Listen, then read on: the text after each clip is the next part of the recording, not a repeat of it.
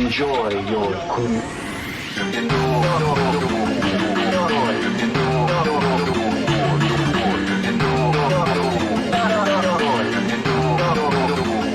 Tally ho, my fellow insomniacs, and welcome to another horribly depressing video on YandereDev, or as I like to call him because he loves it so much, Ava Zephon. I'm here with Rico, Roki, god fucking damn it!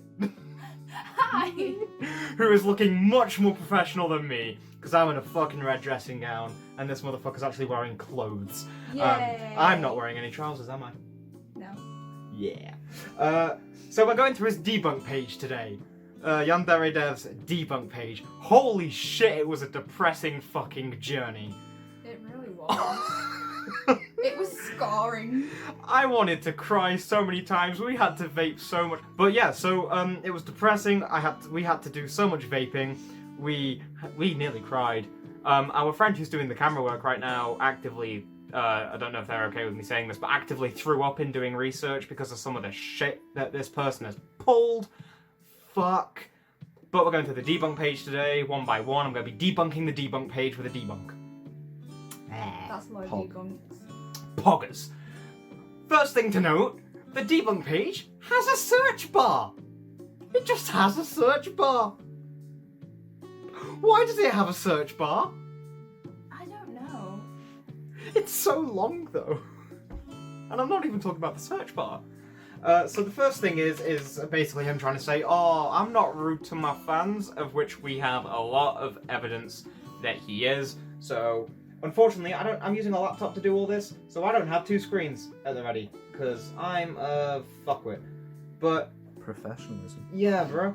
So he says, he says this a lot. He says "in short" a lot. It's He's- on every single Yeah, one. on every single one he's like, "In short, just put TLDR." How many was there again? 39? 39 debunks.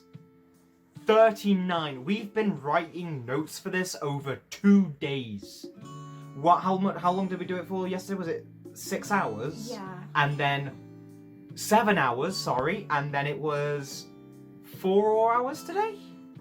Was Yeah, so we've done 11 hours just reading through his debunk, taking notes. I really wish I had my fucking tablet right now. it? We were also watching quite a few videos. Oh, the videos. Jesus, his voice, it makes me ill. It is so condescending. A condescending. Yeah. Yes. So, in short, 99.8% of the time, my interactions with fans are perfectly civil. Are they though, Alex? Are they? Because there's a video out there that shows the perfectly civil conversations that you have. This is why I work on Yandere Simulator 12 hours a day, 7 days a week, and don't take any vacations. Don't take any vacations. Take any vacations. Take any vacations. So for the next 2 weeks, I'm going to take some time off.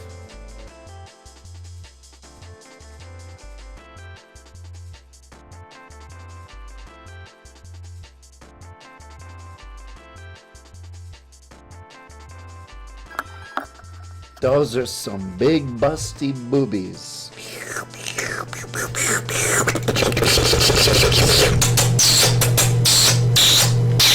Can I make my boobies bigger? That's how I like them. That's how I like to see a giant hole where nothing happened except for Yandere Simulator. Though I devote almost every single hour of my life to Yandere Simulator, I've made 0 code-related progress.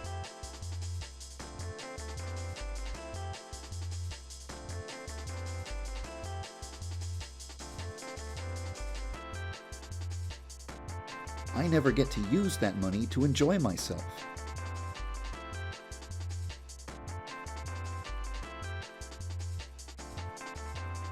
Scratching my ass. Yandere Simulator, it is a cool concept, and it is progressing, however, extremely slowly. It saddens me to say that possibly there are foundational errors in the programming that are actually going to make the game extremely difficult to progress to a good level where it can be played as a normal game without bugs or glitches.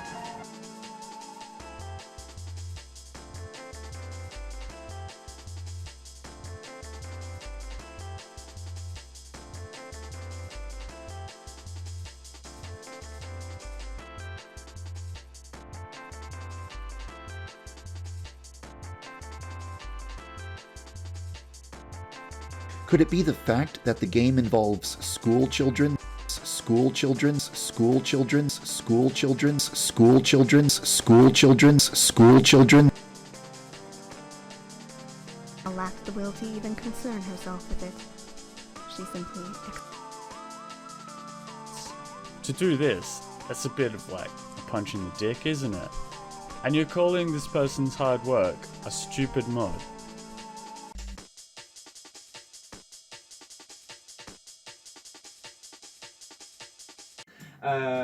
And he's basically trying to say that the rest occurred under stressful circumstances because he's getting a lot of harassment for the game and all of that shit. I think there's actually a thing in here like, Somewhere. fucking... It's all in pink and white, so it's really hard to fucking read. Because I'm colorblind. And there's no contrast. Oh my god. Oh, it was just more about what he said in that completely beyond my control thing from the... So basically, you know, when he was on about being forwarded all these images and videos and being doxxed, and I said, I can't, like, support that. I have to condemn it. I can't openly support doxing him. Because...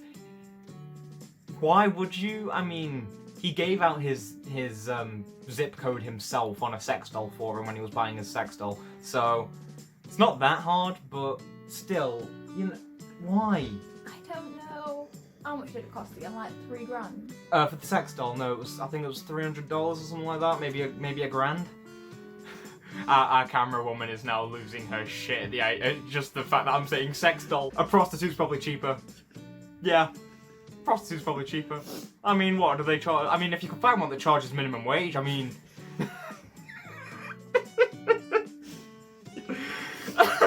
Don't have to worry about it breaking then either. Yeah, oh yeah, he broke one of them. You know what he named the sex doll? My waifu. That's just cringe. That's pretty cringe, bro. That's not based. I'd name it Karen. Karen, I want to speak to your manager, but I'll speak to my dick. So much of this is getting cut. No, keep this in. Anyway, so what we had for that was, If you want, you can have a laptop on you. fuck that shit, I'm too lazy.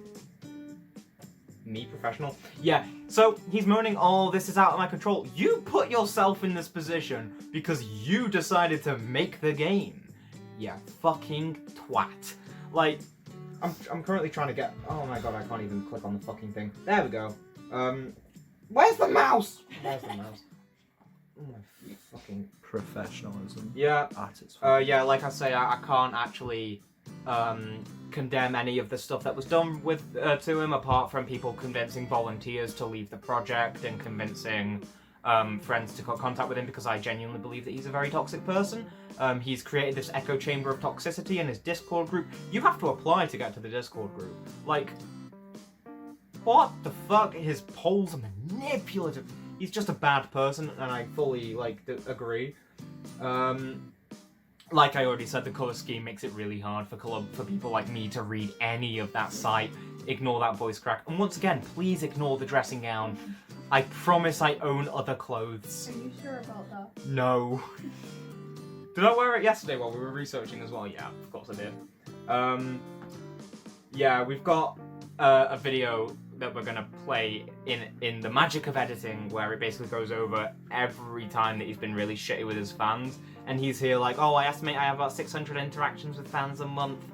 You wouldn't if you didn't stream every day, but who am I to judge, eh? It's not like I gave up part of my career so that I could What the fuck did you just do? I don't know, I think I clicked something. It's not like I gave up part of my career so that I could make a game or anything like that. No, I didn't used to make near daily videos, did I? Weak. Oh, fucking hell. Oh yeah, there was a dead link in there, wasn't there? Like to a paste bin that showed chat logs of him. Was it chatting to an underage girl? Yeah. Yeah, chatting to an underage girl, and oh, my accent's gone a bit weird. And basically being a fucking nonce. But the link's dead, so I can't verify the claim, which is really unfortunate. We do have other evidence that I will put up here and there when it becomes relevant, but such as screenshots from the chat and shit like that, but we don't actually have the chat logs themselves. One of the researchers who was working with me on this video actually had to view a site in broken CSS just to get any semblance of evidence. Like, that's how deep this goes. When you're viewing a site in broken CSS, it's not a good feeling. It's not pretty. It's not a pretty site.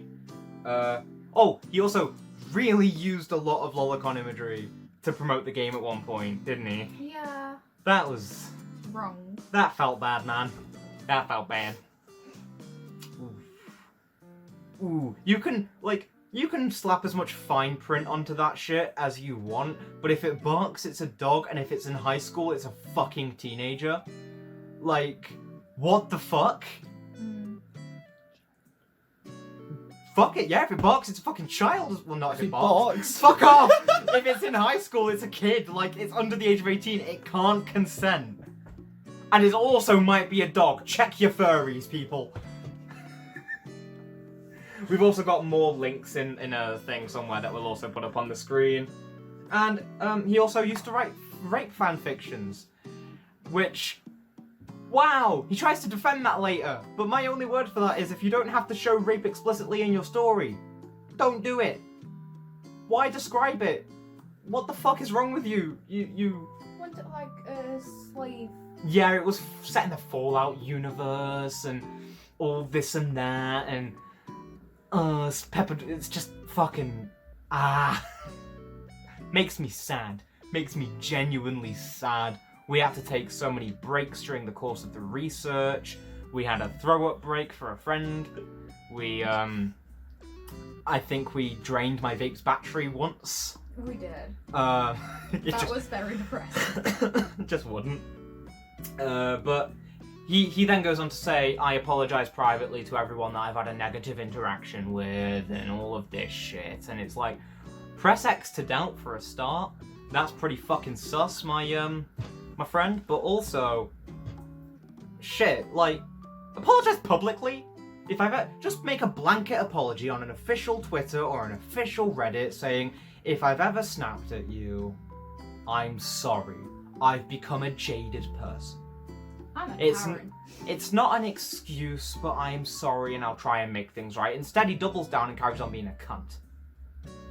That's the end of this section of the debunk. We'll move on to section 2 in a minute.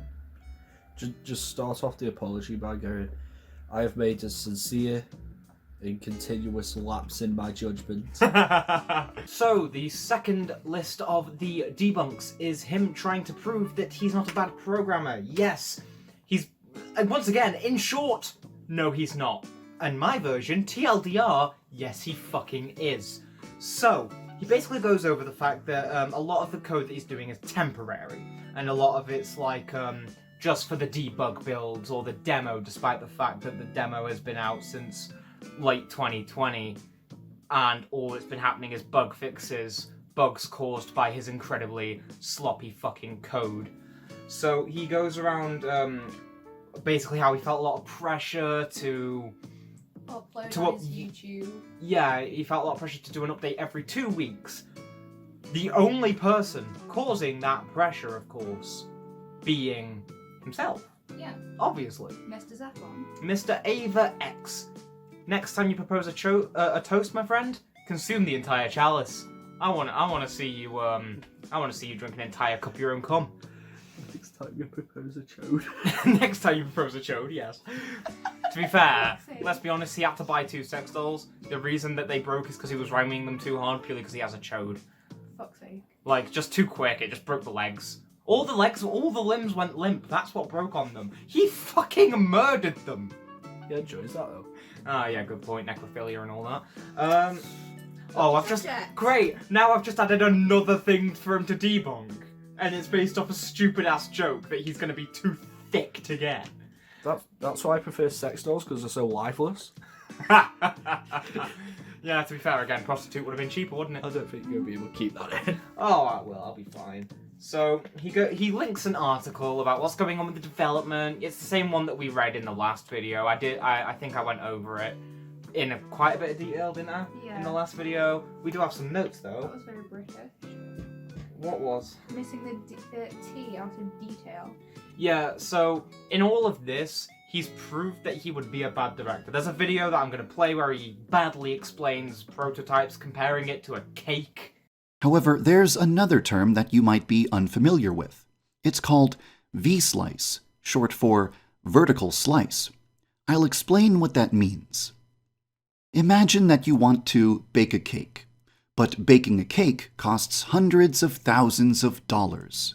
So in order to bake that cake, you're going to need to get funding from investors. But nobody wants to invest that much money in a project unless they know exactly what the final product is going to be like. One idea is to present the investors with a plastic replica of what a slice of the final cake will look like. Every layer of the cake, from the filling to the frosting, will be represented in this vertical slice of the final cake. Obviously, the cake is a metaphor for a video game. If you want to ask a bunch of investors to give you enough money to make a game, it helps to present a V-slice of the game you want to make. A V-slice of a video game is designed to make you feel like you're playing a fully functional piece of the finished product. For example, to create a V-slice for a Pokemon game, you would build one town and one route, and design them to allow the player to experience all of the game's features. A fucking cake. A plastic cake. A plastic cake, yeah, and he's like, oh no, the investors aren't going to see the bad code. Well, they go through code. Yeah, like, surely it's their job to do due diligence and go through the code. Like, don't get me wrong, I know fuck all about code, but... You saw the if-else statements. Yeah. In the video that he showed. He showed some of his code in the video, and this one knows nothing. Another thing we have here is that code has to be good enough to keep the game going from the time that you start building it, unless your prototype file and your actual builds that you're publishing to be played are completely separate, which I don't think they are, because doing work and then redoing it again is not exactly what he's known for. In the fucking... I mean, for fuck's sake, we've only just got 3% of the game done, and it's been 7 years. 7. How many games have been produced within like 1-2 years? Fucking everything made by Supergiant. And weren't they a lot better? Oh, yes.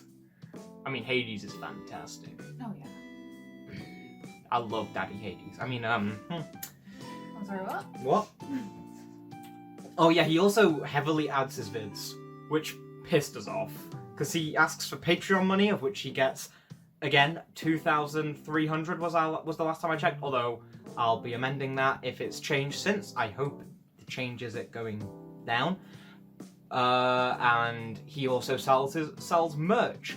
Merch for a game that isn't out. Or even in beta.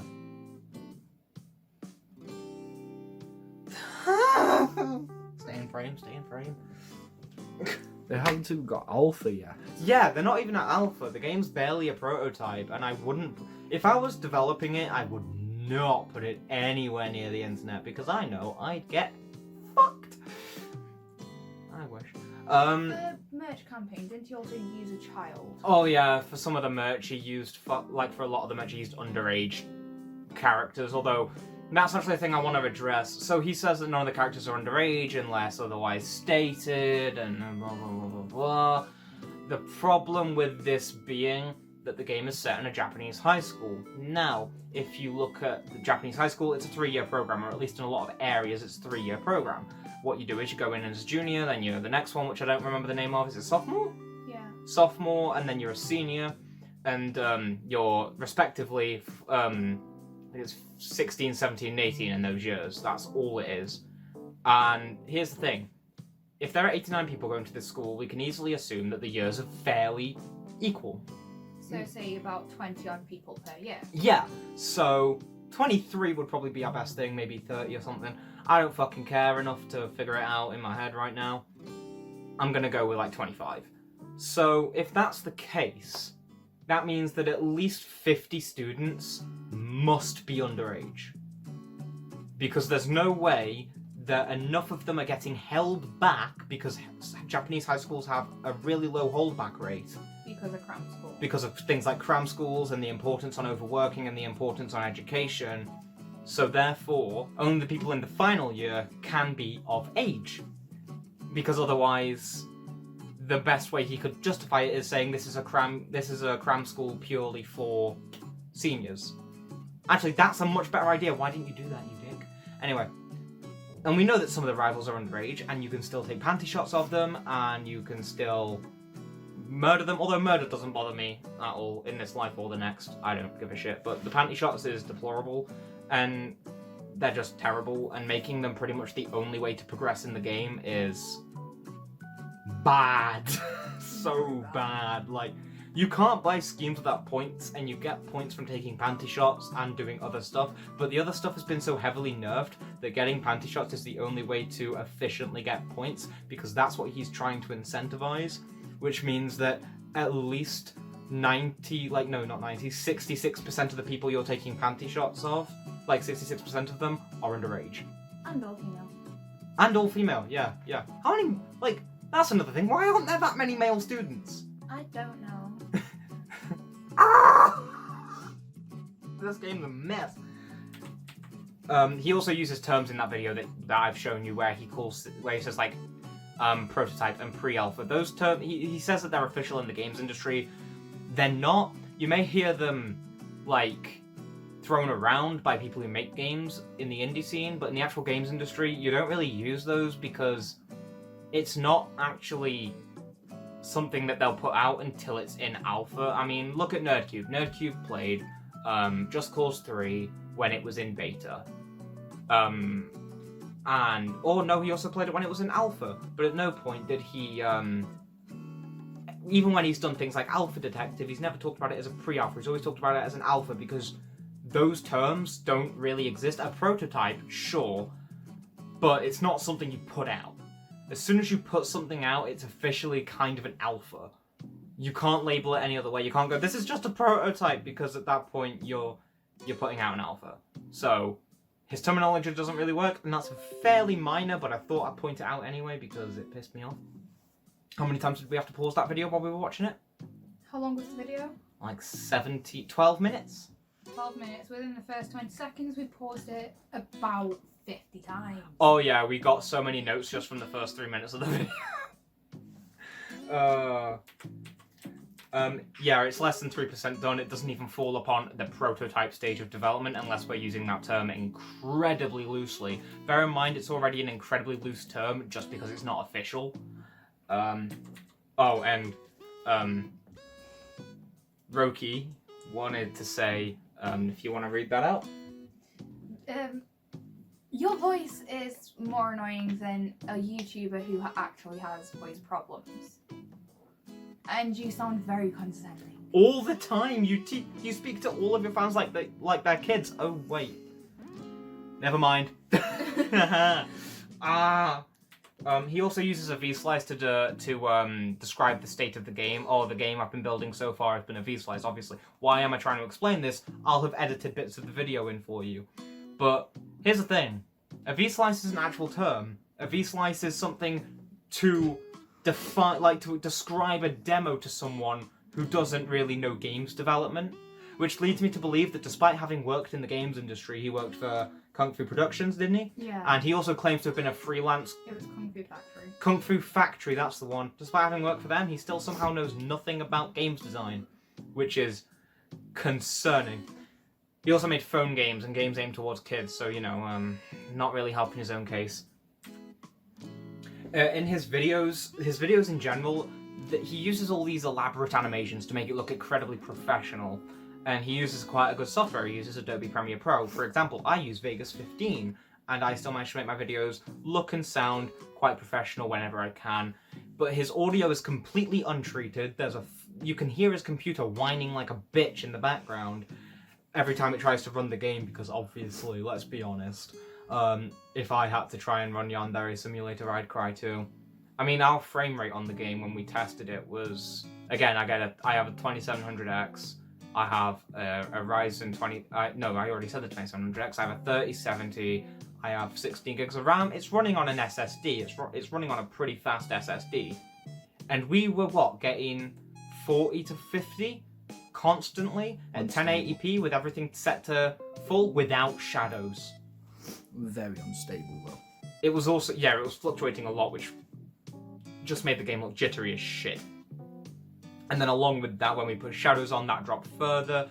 and at some points in the game, especially near the water fountain, even though fucking Unity has pretty decent inbuilt water, it dropped even further below 30, which is ridiculous. I got 19 You got 19. at one point. Fuck me. I'd like to point out that I get a pretty consistent 60 playing Cyberpunk 2077 with ray tracing on. He also says that the game requires a budget, that it requires people to be paid, it requires a team, and it's always going to require a budget. Now, you see, he's making this game on his own, and as far as we're aware, he lives with his parents who still cook and clean for him. If he's paying board towards them in the state that he lives in, which I'm not going to disclose, even though it is public, I don't want to be accused of shit, the cost of living's kinda high, so it's justifiable that he lives with his parents, even though he's like 32. Actually, no, it's no longer justifiable that he lives with his parents, he's fucking 32. But, you know, if he's paying, like, board to them, you Americans will know it as rent, really, I guess, then he's probably paying around $400 a month, meaning that the other $1,900 are going to nothing but himself, which is pretty shitty, especially given that, again, he cooks and cleans. Let's say he chips in on the electricity and the gas and food costs. Let's go ahead and just round that up to about $600 a month, which he still... Wait, did I already say 600? Fuck it, I don't care. Which he still has plenty of money left for the game's budget and development. So what the fuck is it all going to? What's it all going to? Sex dolls. Well, yes, but also, and the second Switch. Don't forget the second Switch that he brought. But what else? And the video games. But how? I don't even know how I'd spend that much money on myself a month. And I have a gaming PC. And a Switch and a PS4. And I don't know how I'd spend that money on myself. Lawyers. Probably lawyers, yeah, at this point. The amount of legal trouble I could get into if I keep making drama videos of people trying to take down my content with DMCA strikes. Yeah, probably need lawyers. You can go to a demon realm! So he doesn't need a budget, he's making it on his own. All it needs is his paycheck, and he expresses in this video... Is it this video or a further video? Can't remember. In one of the... It'll be played in a minute anyway. Well, it'll be played now. When it comes to programming, I'm good at some things, like rapid prototyping, or adding new features to a pre-existing system. But I'm not so good at designing modular systems, creating state machines, or writing character AI. To put it in simple terms, I have specialties, but I don't specialize in most of the stuff that Yandere Simulator needs the most. But yeah, so as you heard in that video, he says that he's quite good at a lot of normal code, which is fine, the basic stuff, but anything that requires modular, he's terrible at, such as AI and stuff like that. Now, here's an issue. Unity has its own, like, AI systems for enemies. Like, it's very fucking basic. Yeah. But it's not that hard to improve upon, you know, it's... I mean, for fuck's sake, W3 Schools has so much code that you can just learn. We're in the age of the internet. You can just learn. This is why I'm so opposed to him calling this project his magnum opus, and, you know, he should have had a load of projects to just learn. Like I do. Because I'm not stupid. What else we got? Devs will look at code. Code can't be sloppy. Your publisher's going to look through your code to check if you're worth it. tinyBuild let you get away with it because you said it was just a fucking pre-refactored build or something. But most Oh, wait, no, I'm not going to say that because I actually quite like tinyBuild. Most big publishers that publish, you know, your AAA shit, they'll look through it. It can't be sloppy. It cannot be sloppy. Like, it's not a cum rag. You know, it can't be sloppy as fuck. You whore. He already has more than enough money from his Patreon alone, not factoring in the donations he gets on Twitch, which seem to be quite numerous, along with his YouTube ad revenue, which again, based on average CPM and his views and the fact that most of the ads are unskippable, is going to be quite high. Although I've got to give him a certain respect for not using mid-roll ads, because if he did, I think I'd fucking punch him. Another thing that's like quite prevalent in his videos is he doesn't have any sort of backing music in a lot of them, and it really points out the noise. And despite using Premiere Pro, which allows you to export in 1080p, he only uploads in 720. even to today, which makes sense because he also only plays the game at 720, which is why he gets such high frame rate. He seems to be stuck in 2010's games industry, where 30 FPS was industry standard, as was 720p. But we've moved on. We have a lot of people with 4K monitors now. You know, the standards for games design are going up and up and up, and he seems to not be able to keep up. It stands true with my statement I made in my last video. There was no place for the game when it first started development, and there isn't a place now, because the standards have gone up and the game's stuck in 2013. So how is he going to get around it? What's he going to do? Continue to being a crying little bitch baby? Probably. Also in that video, very obviously in that video, he exaggerates how much time it takes to do code, or he just massively exaggerates how much time it takes to do different bits of code. I mean, I've coded in C#, C++, GML, sorry. I've fiddled with Java, but I fucking hate Java. And I've fiddled with Python. And in all of those languages, even the ones that don't use inheritance, and I'm still on that, I'm still pissed off that he doesn't use inheritance. Even the ones that don't have inheritance as a feature, like Java, which the game was originally coded in, and he moved it to C# or C++, one of the two, I think it was Sharp. C#. I forgot what I was talking about. In all of those languages, even those that don't use inheritance, it takes less time than that to do what he's saying. Like, it takes way less. I can get movement and animation implemented within an hour. It does not take as long as he's trying to say. AI is a bit more of a tricky subject because you've got a load of variables to think of, but if you actually use inheritance for all of your AI rather than having the game checking and crawling for the AI every single time it needs to use it, performance is better, you don't need to do as many tweaks, you can just tweak the overall parent object, you don't need to piss about. You can also override the parent object and then keep everything it's got and then, you know, just override what you need to override. He also, like, in that video, he showed the Unity, what was it? The fucking monitor, the resource monitor? Yeah.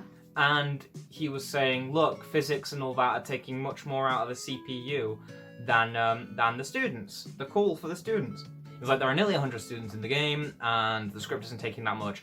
But that script, that one script is being called 89 times in that video, or 81, one of the two. It was 89. 89 times. It's ridiculous. That, what, was it over 1,000, way over 1,000 lines of code being called that many times? Just use inheritance, you fucking wanker. Like, please? I know it says tosser there, but wanker's funnier. He also talks about how he did the reflections and everything like that with cameras and had issues with the FPS because he was keeping... What's up with you? The reflections were shite. Oh yeah, the reflections were terrible. But he talks about how he did them with cameras instead of actually using Unity's inbuilt reflection thing, which meant that when the character walked away, it was still rendering the reflection, which is such a stupid way to do it. Why? In short, Alex, you're stupid. In short, you are. So Unity has that built-in system, so it doesn't use up a lot of processor memory and a lot of... Can you stop playing footsie? And a lot of fucking GPU. So it runs smoother and the game doesn't stutter. He also did that with the televisions. He used viewpoints and cameras for the televisions. I don't know enough about coding in televisions to talk about that, actually. We didn't really look into that because it wasn't that much of an issue. It was more the reflections that kind of pissed me off. Because I know that Unity has inbuilt reflections. Fuck it. Unity has inbuilt water reflection. And I've seen stuff not halve people's frame rates like that. Like, what the fuck? This would be really useful now for a green screen where I could play that behind me, but... Oh well. Oh, and also... nothing had the right hitboxes. Oh yeah, that was a big issue. I could clip through a bed. Oh yeah, and the fucking curtains too. You went straight through them. Yeah. There wasn't even any, like, sort of soft body physics where it draped around you, which, by the way, that's built into Unity. So, That's easy to do. Yeah. And even if it's not built in, even if you're using a custom API for it, even if you're using, like, a completely custom API for that sort of stuff, it does not take that much to do. you can find free APIs to use made by other people all over the place, and Unity has it built in, so why isn't it there? You took the time to add mini-games to your video game, but not soft body physics. Mini-games! There's an entire anime in the game called Pretty Girl Miyuki or something like that, right? Magical girl. Yeah, Magical Girl Pretty Miyuki. Yeah. I think. And it's got an entire like entry in the Wikipedia page. It's got its own mini game, but you walk through curtains without so much as an animation for it. I'm gonna lose my fucking mind. I can tell. If you can walk through the curtains, why aren't they portals to the demon realm? That would have been fucking ace as an Easter egg. If you walk through all of them in a certain order, you get teleported there instead of having to kill an entire club full of people. Well, you can walk through the fucking bed, so... Yeah. Oh, and then in his videos, when the main character stabs people, her hand just clips right through their fucking skull. But also, who's stabbing someone in the forehead? Go for the jugular. Not that I'd have experience. For legal reasons, that's a joke. Yeah. So he's also spoken about the model of the main character, and all he changed about her was her hair and eye colour, which... And face shape a bit. And a little bit of a face shape, which basically just amounts to going, look! So, what the fuck? And then he showed one that was in development. What is up with you? You've just thrown me off now. You know when you've just got the giggle. Uh-huh. But he showed us one that was in development, and oh my god, it looked so shit. It looked... What the fuck? This has gone to shit. Fair enough, but it looked so terrible, didn't it? I have an itchy hand. It looked so fucking terrible. Yeah. Like... Oh, bruh, it was just bad. It was just...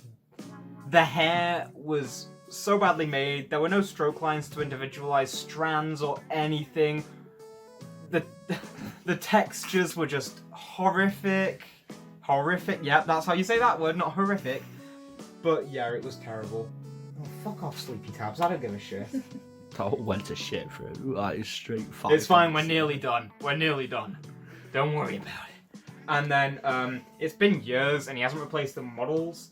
He knows what needs to be done, but just wants to fucking milk his Patreon dry, and you can tell. It's just such a weird thing, like, it's going so slow, how else can you justify 7 years? I don't know. Like, I could make Yandere Sim faster.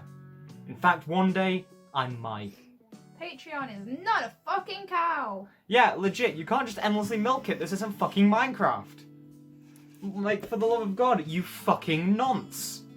For legal reasons, that's not a joke. On to Debunk 3, because Debunk 2 was painful and took us like 25 minutes to do, and this video's going to turn out way longer than I ever wanted it to. There's 39 of these things. And we're only on number 3. 30. This might end up being a two-parter at this rate, honestly. Or, fuck viewer retention rates, I just upload the entire thing.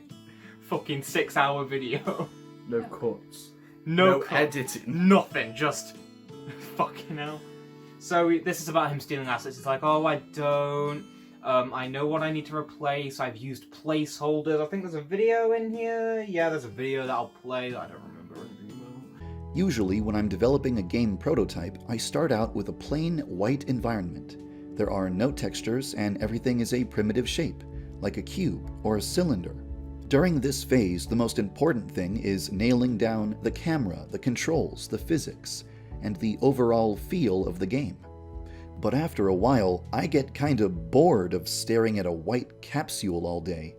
At this point, I might go to the Unity asset store and look for some cheap model I can throw into the prototype just to make it more bearable to look at. This helps a lot, but eventually I get bored of the colorless environment and I want to throw some textures into it. At this point, I might grab something from Google Image Search and throw it into the scene. When I get tired of seeing an environment composed of primitive shapes, I might find some free 3D model from the internet and drop it into the prototype. Now, it's common sense that you can't sell a game containing assets you don't own the rights to. So, obviously, anything that was downloaded from the internet is merely a temporary placeholder that was always intended to be replaced at some point in the future. Some of Yandere Simulator's environments came from the internet. For a long time, replacing them was extremely low on my priority list. But now that we are rapidly approaching the day when Yandere Simulator will shed its status as a debug sandbox and graduate into a true demo, it has become a higher priority to replace all temporary placeholder assets. You're probably wondering why I'm even bringing this up. It's because the next time you play Yandere Simulator, you might notice that a lot of environments look different now. This is because I'm finally doing a sweep through the whole game and replacing any models that were never intended to be part of the final product. I wanted to mention this in a video just so you're not super confused when you load the game and see all the changes. There are still a few placeholder assets lingering around in the game, but I'll be replacing them as quickly as I'm able to.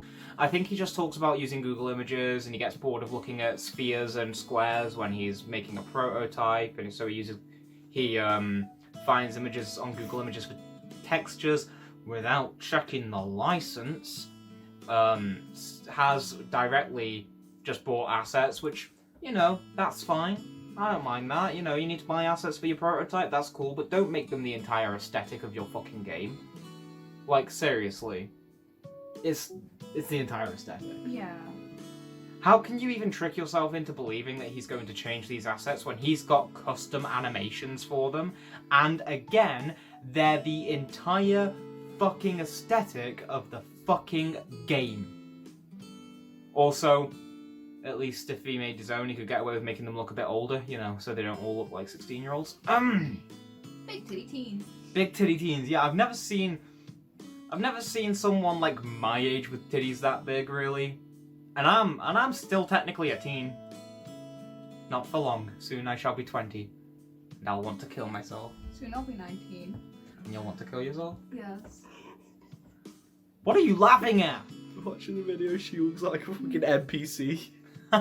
The way she's acting, she just full on NPC, Oh my man. god. He's now saying that a lot of them are original, and it's only like 1% that are, what's it called? That are fucking bought assets. But I count every single student, a lot of the rooms of the school, the entire main character's house, because they're incredibly similar. The gym may as well still be the stolen asset that he used. You absolute cunt, you shook the camera.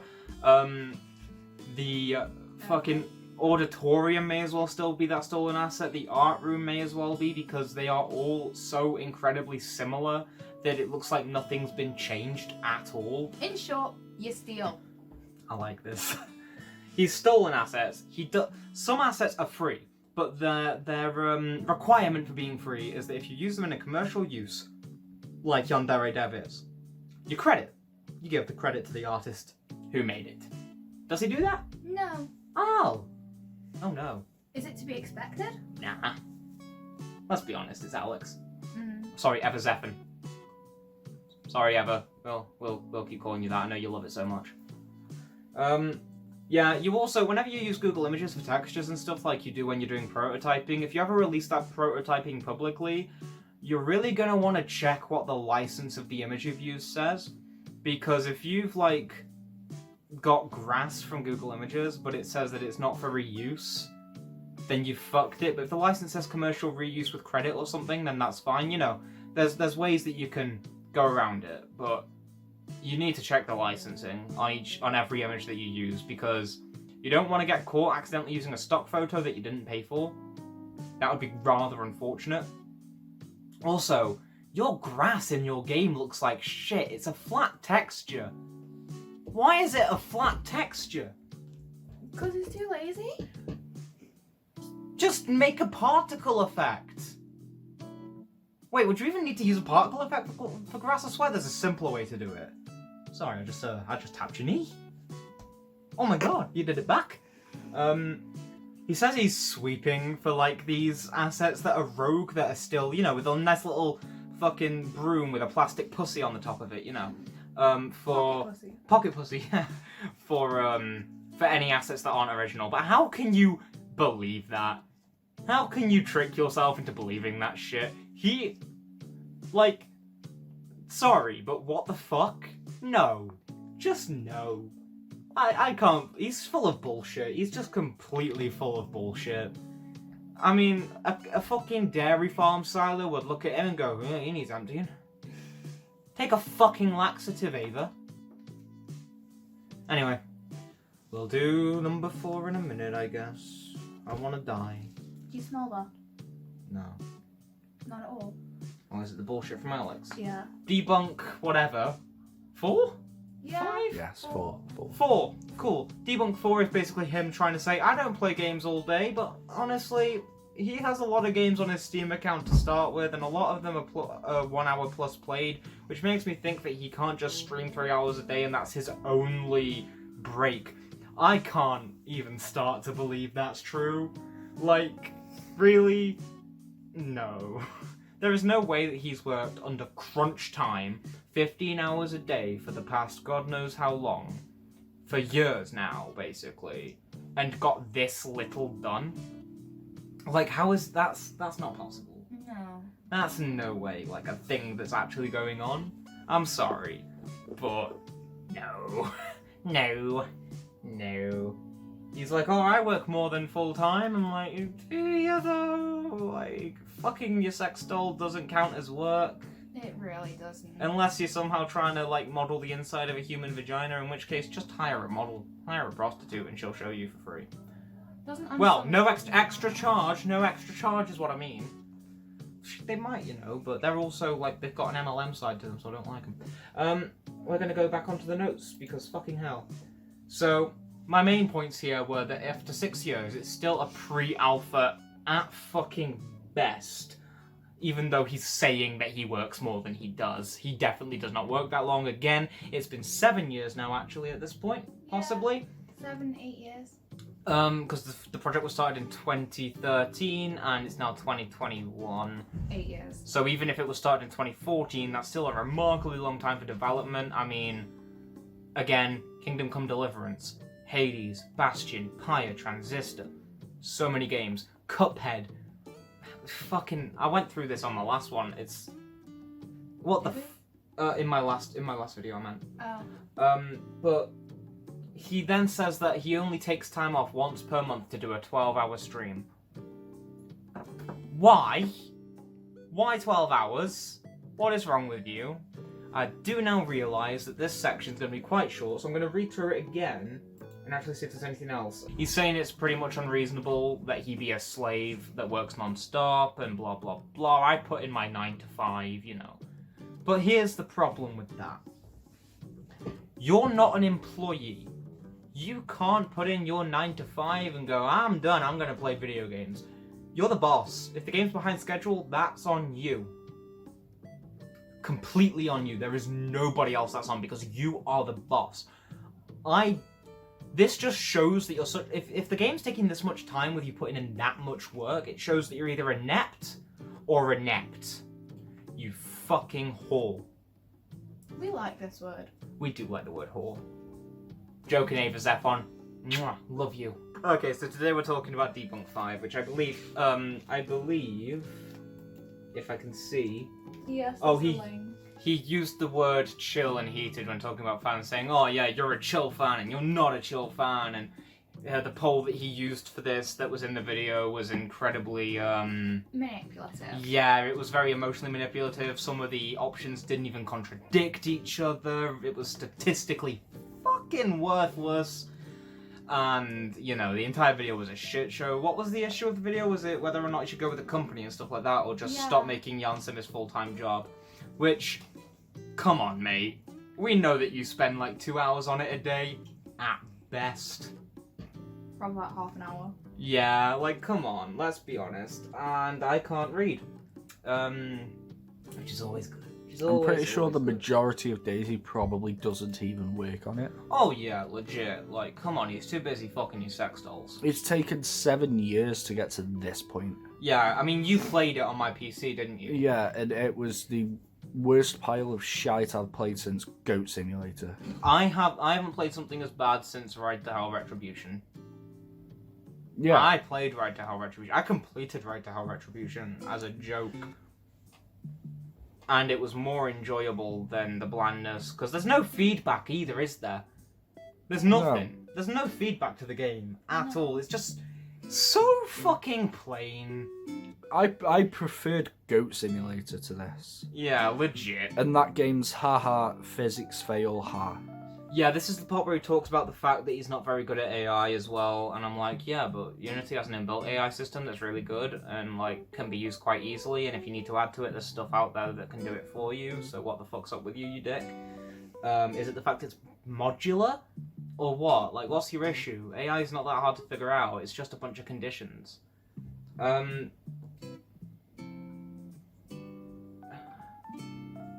Oh, yeah, that's the fucking thing. The fact that he says that he needs help programming, but won't let any programmers touch the fucking game. No, it's a bit ridiculous, that. Like, yeah, it's just, what the fuck? He's like, oh, but if they recode it, I can't do updates for ages. Your point being? Like, dude, a recode is an update in of itself. Surely. Yeah. Like, a recode is surely a big update in of its fucking self. Like, when the Isle did the recode thing, like, it was massive with the community, and they ended up releasing Legacy and Evrima, so it could be two separate things. But that's a different topic for a different video.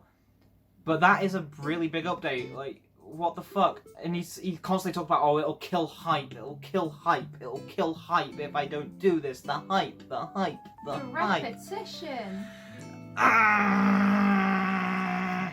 But, like, look at Cyberpunk. I'm pretty sure it got one teaser, and the hype was fine for the rest of, like, its development. To the point where they had to release it in a broken state, and people still fucking loved it. Like, what the fuck? Or, what else can we look at? Borderlands 3. The minute it's got its teaser, people were so hyped that, like, people in my games design class cheered when it was announced, because they'd been hyped for it since 2 came out. Your game doesn't need hype.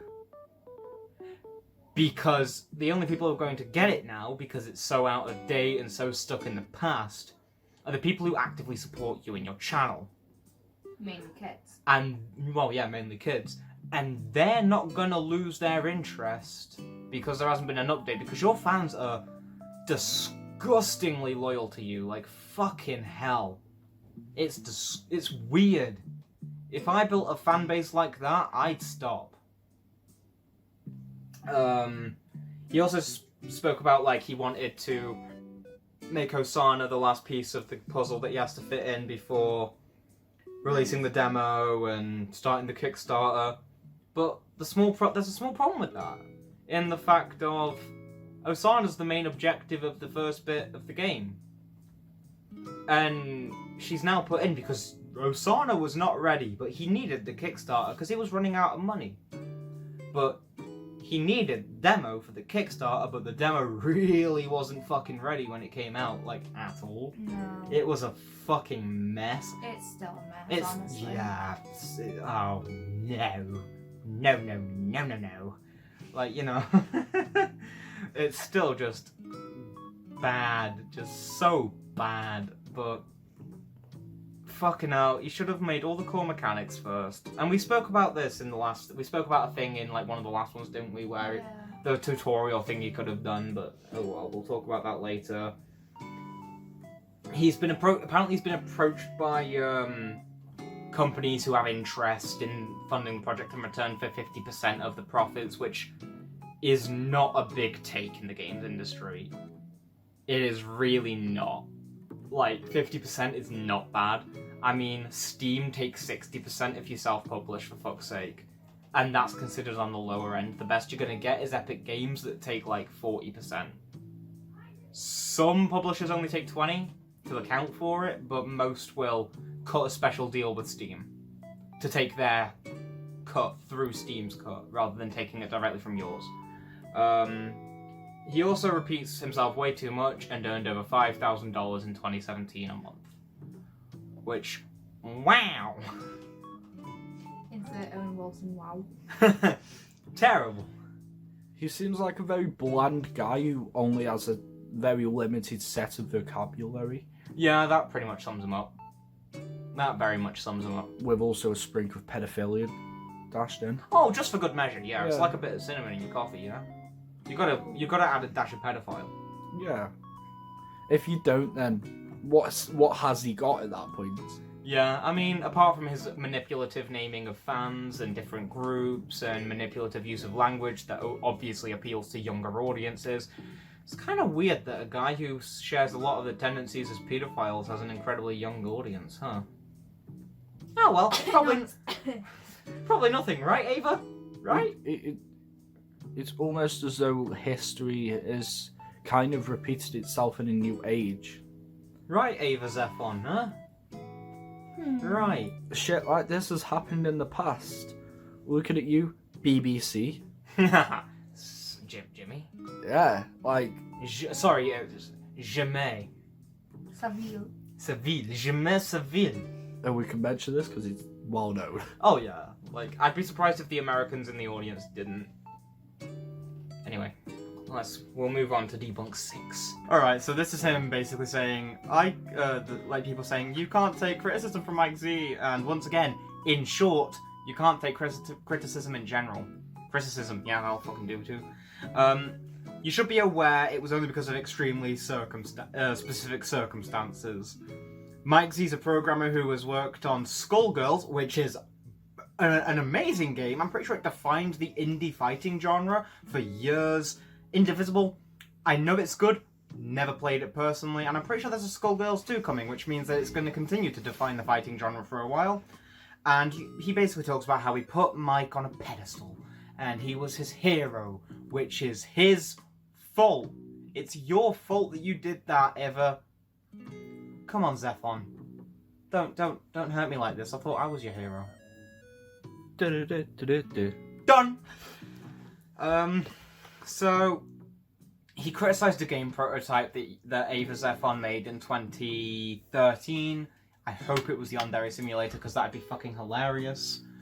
But he criticised that, and it upset him, and he started throwing a tantrum, which is, you know, more of the same for Ava, really. It's a lot more of the same. Boo fucking hell. Yeah, legit. And he even says, consider the circumstances before you judge me. And we're like, fuck off, no. Fuck off, no. I'm not gonna do that. You get what you fucking deserve, you motherfucker. Get what you fucking deserve! He also, like, ended up getting his fans to harass someone. Like, was it? Give me one fucking second. So apparently at some point his fans ended up harassing an innocent bystander, and he basically went, ha, you deserve it, and then didn't take that back when it was proved that person was innocent. So... Wasn't that on one of his streams? Yeah. Oh no, that was the suicidal girl that he ignored like a cunt, wasn't it? Quite a few things. Yeah, yeah, that's a lot. Words, good today, Koto. He's also just a massive crybaby about being harassed. I mean, seriously. Like, come on. How can you take Ava Zephon seriously? He proposed a toast for pirating Warcraft 3. YandereDev fans harassed one of his critics, and YandereDev refused to address it and condemn it because he's a cunt. In short, I'm gonna fucking kill him. That technically happened, but you should consider the circumstances before casting judgment. I said this last time. Fuck no! You know, I'm gonna cast judgment on you whether I have the circumstances or not, because you've already proved yourself to be a dickhead 7 times over, for fuck's sake. After being harassed for over a year, I eventually became very angry and bitter. Okay. One day I heard that one of the people who harassed me was receiving harassment from the fans in retaliation for what they'd been doing to me. But you should still condemn that because you're a public figure. This isn't about, like, karma. This is about your reputation. You do stuff like that, you don't condemn it, you get a bad reputation. You're gonna get fucked for it. Legit. I thought, wow, sounds like karma, cunt.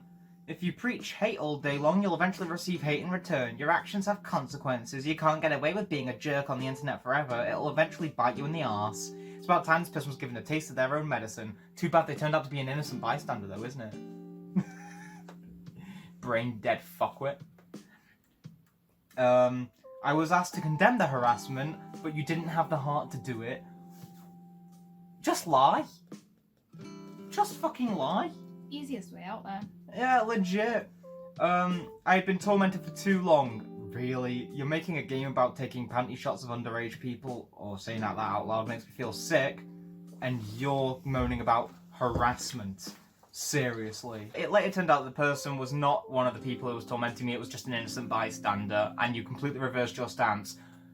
But that's not... You shouldn't have. You should have, like, said, no, I condemn this from the beginning for the sake of your reputation.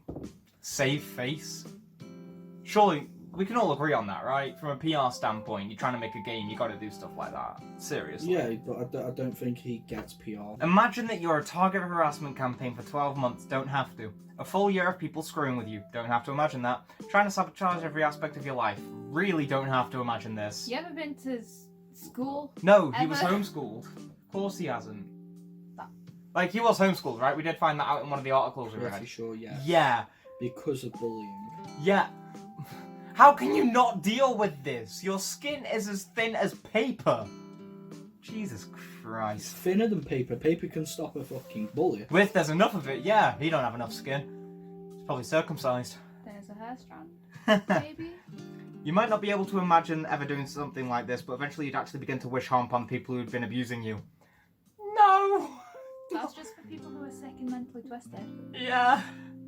You'd eventually reach a point where you hope your tormentors would start receiving the same treatment. No, I wouldn't wish my crippling depression and anxiety due to bullying on any other human being, whether they bullied me or not. Like, and I wouldn't wish anything that they'd done to me on them, ever. Because I don't have the heart to do that. The way he was talking in them videos, he sounds like a gaslighter. He is. He gaslit his fans with the heated and chilled comments as well. Like, like one of the poll results literally had, your health and happiness are most important. What the fuck kind of manipulation's that? Big manipulation. But more importantly, wait, sorry, fucking hell. Yeah. You'd wish they start receiving the same treatment they've been given to you, blah blah blah. You'd want to see them brought to justice. Yeah, but not via vigilante bullshit, by actual channels. It's not easy to say the word harassment is wrong. Okay, I'm pretty sure at this point I hate you. And you guys know, hate is not a word I use very often. Yeah. I believe that hate, to quote Doctor Who, is too strong of an emotion to waste on people you don't like. But I hate you with every fibre of my fucking being, Ava Zephon. And you know what? Even if people harass you, harassment is wrong.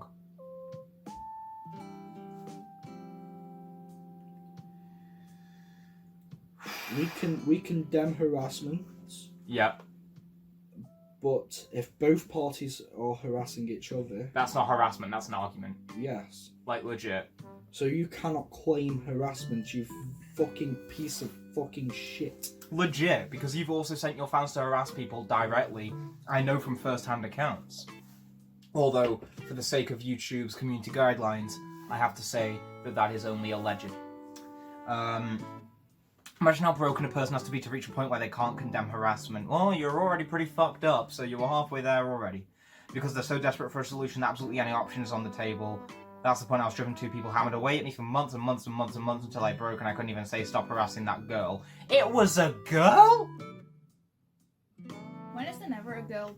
Yeah, I already know what you're trying to say. Yeah. The guy just, like, tells everyone to fuck off. I'd like to point out that when we started recording this yesterday, it was bright outside. By the end of the day, it was dark. And then we started recording again, which is when you'll have noticed the fucking cut on my face. It was bright again, wasn't it? It was. And now it's dark. It was actually sunny for once. Yeah, I know. Well, yeah, it was a nice day outside. The shared housing that we're in has a back garden, doesn't it? So, like, the house that we rent has a back garden. And we could have gone outside and we could have chilled with like a beer or something. Well, I can't. yeah, she can't. But we could have chilled with like some pop or some, you know, anything like that. Well, you guys could have beer. Yeah, but I don't like beer. The thing is, Eva X, creator of Yandere Simulator, if you want to fucking call this bullshit, well, guess what? I'm training to be a police officer. I know the law in England, and you will get shit on by the fucking rule books. They would fuck you over so much. Let's move on to the next debunk then, eh? YandereDev demonizes everyone who criticizes him. You do! In short, yep. No, I don't. Yes, you do. Look at the hate and shame video. You portray everyone who's ever criticized you as either gremlins or a silly YouTuber with bad hair and a shitty microphone hanging upside down in front of them. That's all you think I look like? Probably. That's stereotypical gaslighting, you prick. Bruh. When two trannies and a pan are roasting you, you know, you're going bad. I'm the pan. You're trying to make your audience think that the people who are justifiably criticizing you are in the wrong. Bitch, you fucking put shit on the internet. Accept criticism. Yeah, you're a public figure. Anyone can criticize anything you do. If you post on a forum that you're looking to buy a sex doll, people are going to criticize you for buying a sex doll because you're a public figure. You post in your Discord that you brought a second Nintendo Switch for some reason? I have Probably one. just on the first one. Oh, good point. But you're like, oh yeah, I got that second Nintendo Switch so cheap. People are gonna criticize you for that. Like, that's how it goes when you're a public figure. Sorry, I looked past the camera because I got distracted by Daniel Hardcastle's face on my monitor. It's a meme, don't worry. I'll put a screenshot of it up. The thing is, PewDiePie got criticised for a mistake he made, and he's the biggest solo YouTuber on the fucking platform. Like, he's not indie, but... No, he's not indie, but he got criticised for a mistake he made. Now, he didn't react the same way as you did. Hence why he's so fucking big. You prick. You can't. Get a life. You toss pot. If you want to make a game, make the fucking game instead of fannying about. Yeah, it's been 7 years. This game is in no way ambitious. It's been done before by smaller people.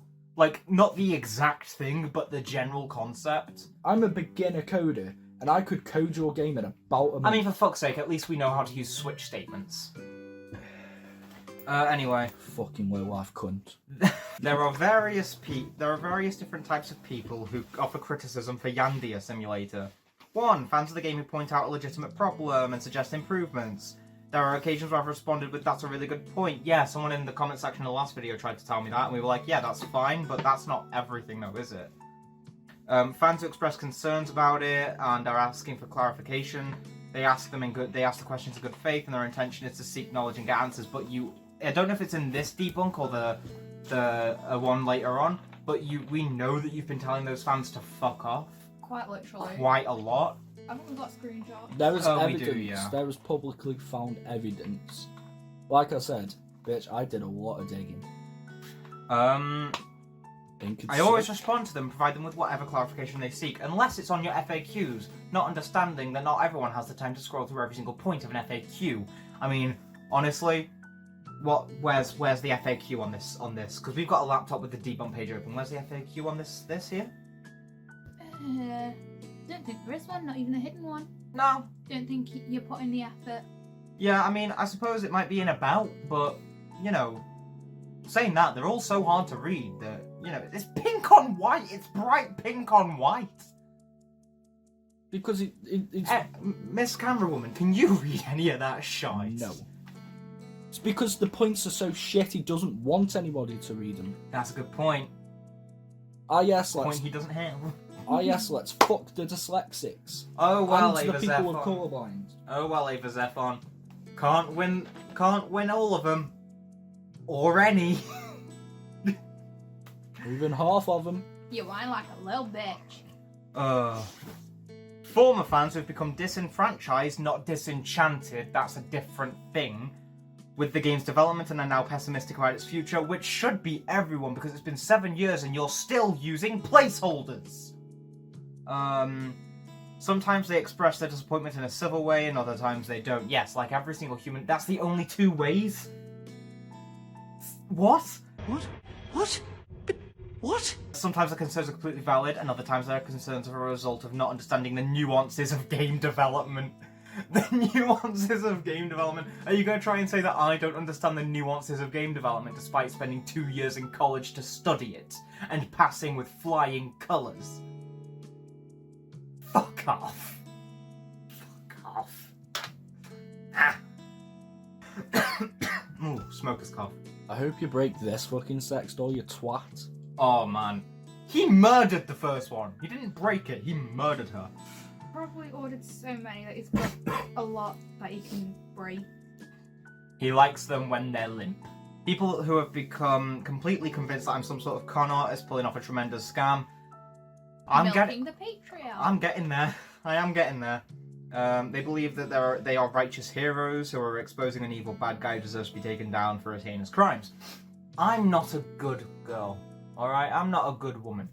I'm not righteous. I'm not a hero. I'm a twat in her bedroom making a video about another twat who's making a shitty game in his parents' house. In the basement, probably. Yeah. Who also streams for 3 hours a day. I'm just some cunt with a laptop, a gaming PC, a phone that can record video, and editing software. But doing these kinds of videos about you, God, it gives me such happiness and life that it's the best content I'll ever make. It's the most enjoyable content I'll ever fucking make. Just bringing you down. Oh, it gives me erections. They are convinced I deserve no mercy or compassion because they think I'm some sort of cartoonish villain. I mean, you do act like a Saturday morning cartoon villain on PC fucking P. Like, come on. And that's a quote from Kappa Kaiju about Onision's book, but it applies to you because you're just so, like, cartoonishly, I'm doing nothing wrong while twirling your mustache. I've seen scarier villains on fucking animated Scooby-Doo. To be fair, they can get quite scary. 5. People who enjoy the act of shaming others, ridiculing others, humiliating others, gossiping about others, digging for dirt, ruining their lives for entertainment. Their favourite activity is saying nasty things. There is no component of righteousness involved. It's simply their hobby to be cruel. I don't think I'm being cruel. I think we're being pretty fair. We are. I mean, there are bits later on in this that basically, like, you know, they basically... We give you the point, don't we? We just go, yeah, you're right, there's no excuse for that. We're being quite fair, I mean, there's obviously a bias, because a video like this without a bias, it would just be me going, fans who express concerns about the game development, former fans who have become disenchanted. It would just be listing the facts. You come to content like this for bias. I'd like to think. It's the same reason why you watch video reviews of video games, like I do. For that person's bias, so that you can absorb from a wide range of sources and come to your own conclusion, which is what I encourage everyone who's going to watch this video to do. Look for other sources, look for other videos that may have a different bias than me and come to your own conclusion. I think he's a piece of shit. I genuinely think, of everything that I've seen, everything I've read, everything I've watched, I think he's terrible. But that's just my bias. Someone else may have a different view. But if the information's coming from the man himself, take it with a pinch of salt. Because if he's a horrible person, he'll do anything to stop that from appearing like that to other people. Mr. Zephon? Mr. Zephon. Categories 1, 2, and 3 are critics. Category 4 are not critics, they're misguided people spreading misinformation. And Category 5 are not critics, they're abusers who stalk, dox, and harass their targets. The 5th one doesn't necessarily mean that you stalk or dox. I mean... I would never dox you or stalk you because I don't want to be in your presence for more than ever. Like, I never want to be in your presence. I wouldn't stalk you. I can't be asked. Something happens, I'm gonna report on it because that's just what I love to do. But I'm not gonna stalk you. You know, why would I? It's a waste of my time. It's a waste of anyone's time, really. Yeah, we're making this video because it needs to be made. Yeah. YandereDev fired a tinyBuild programmer.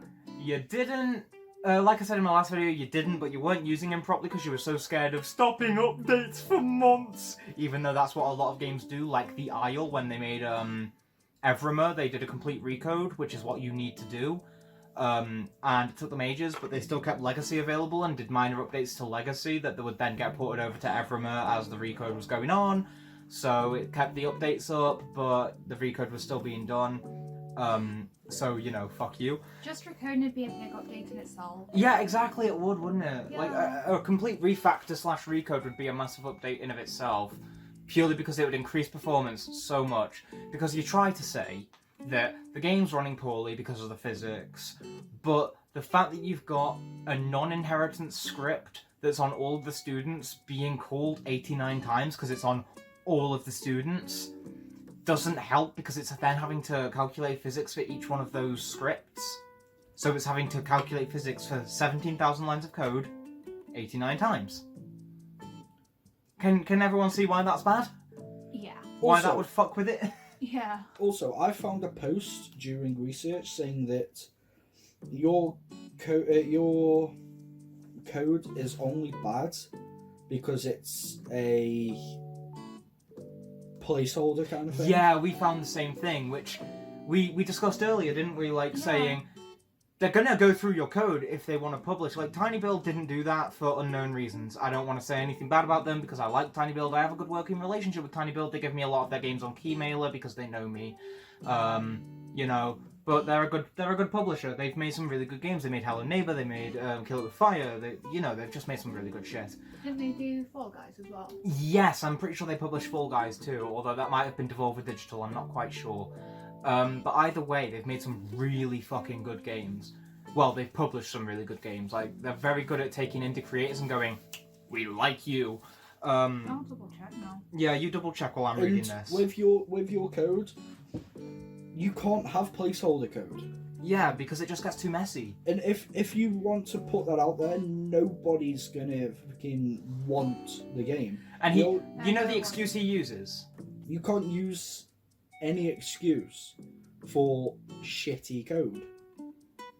Yeah, it was Devolver Digital, sorry guys. You haven't even got any fucking qualifications. Your qualifications are in fucking media, not game design. Yeah. Twat. Like, media covers game design a little tiny bit, depending on the modules you do in uni, but a dedicated games design degree is always much more respected. Like, you know, I have a dedicated games design degree, and that's much more respected. But anyway, Yandere Simulator is banned from Twitch TV, the biggest streaming website on the internet. In short, it's because there's sexual content. tinyBuild told me that if I signed up with them, they would try to get the game unbanned from Twitch. tinyBuild also offered to hire a programmer to help me develop the game. I thought that if I signed up with them, maybe the people who were harassing me would stop seeing me as a failure. Why? A publisher makes no difference to how shit your game is if you're still in charge. They would finally back off and leave me alone. Because of these reasons, I decided to sign a contract. However, in the end, tinyBuild couldn't actually get the game unbanned from Twitch. What did you expect them to do? They physically can't do anything. Unless you remove all sexual content from the game, such as the panty shots and shit like that, Twitch is going to keep it banned because that's actually their reasoning. Like, seriously. And they couldn't get the harassment to stop. What are they gonna do? Wag a fucking finger? Ooh. What accent did I go there? I don't know. But what are they gonna do? Wag a fucking finger? Seriously.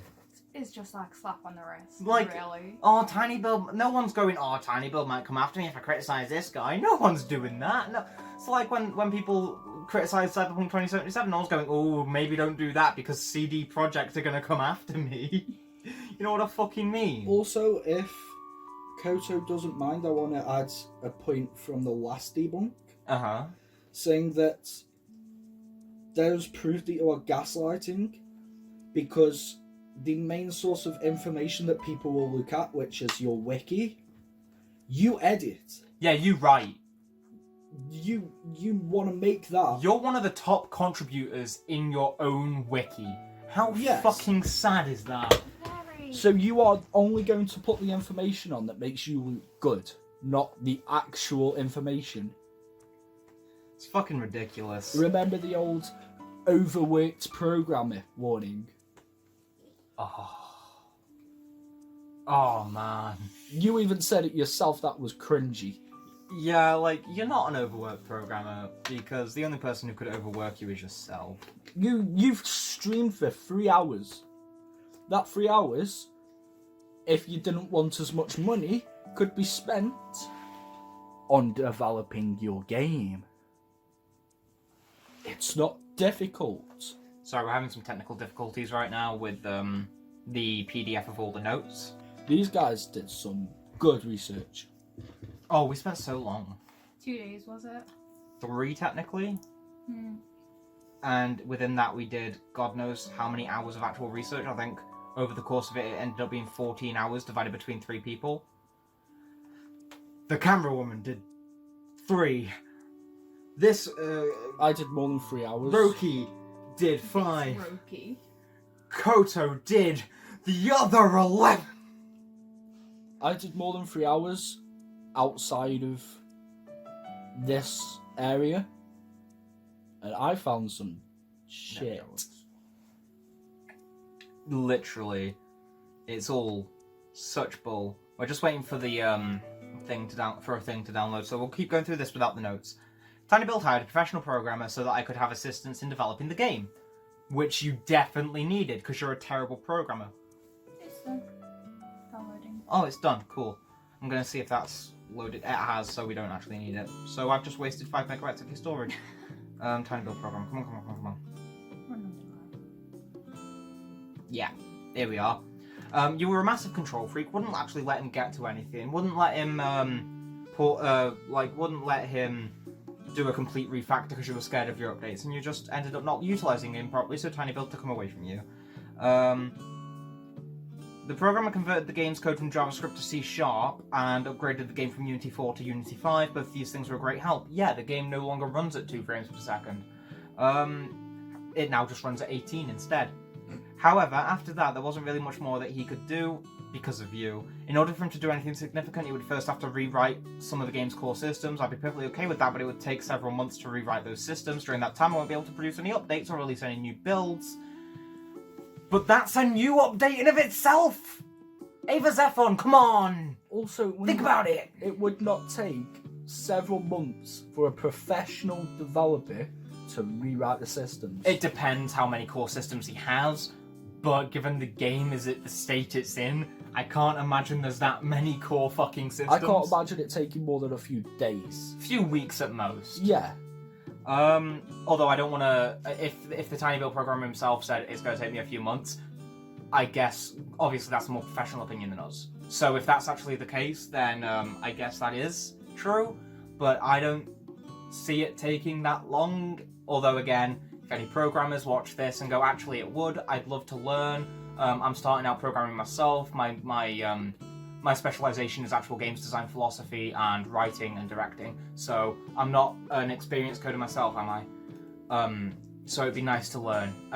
Along with that, I'm not very good at C#. I'm not really good at C in general.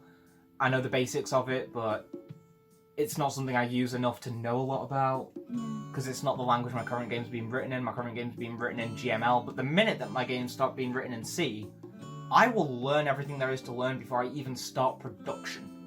Because that's what you do! Or at least what you need to know, right? Mm-hmm.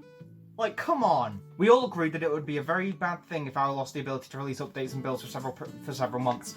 I don't think that's true. I think you whined and then they were like, fine! Crybaby. Legit. So the programmer's hands were tied and he couldn't actually do anything significant because of you! He still wanted to help, so made little changes to the code, but was mostly just busy work that didn't actually improve the game, and it was kind of starting to interfere with my work. Things weren't working out. But you've said that you want to go on to being the game's programmer, which was the director, which was handed to you in the form of this guy, or... Oh, go. No, actually, says he. This guy. So, why not? The game wasn't unbanned from Twitch. How were they gonna do that without removing all of the sexual content? The programmer couldn't do anything significant. As a result, tinyBuild partnership wasn't really benefiting anyone, and I simply decided to part ways. I avoided talking about this for months, blah blah blah blah blah. You broke your silence in this WordPress article, which we've got notes on here. so that's fine. He just makes stupid comments the entire thing. He also thinks that if he stopped releasing these new builds, it would be bad for hype, and he repeats the word hype so fucking much. Like, he just goes, hype, hype, hype, hype, hype, hype, hype, hype, hype, hype, hype, hype, hype, hype, hype, hype. Ava Zephan, I have a question for you. Do you all have the big stupid? I think from the amount he mentions hype, we've got a fucking rice gum stand here. Legit, but at the end of the day, look at Cyberpunk 2077, the amount of hype that got with barely any, like, gameplay trailers or anything like that, without updates coming out all the time. And I get that was coming off the back of The Witcher 3, but still, I mean, Borderlands 3 got hype from the day it was announced and kept it until the release just because of Borderlands 2. Minecraft.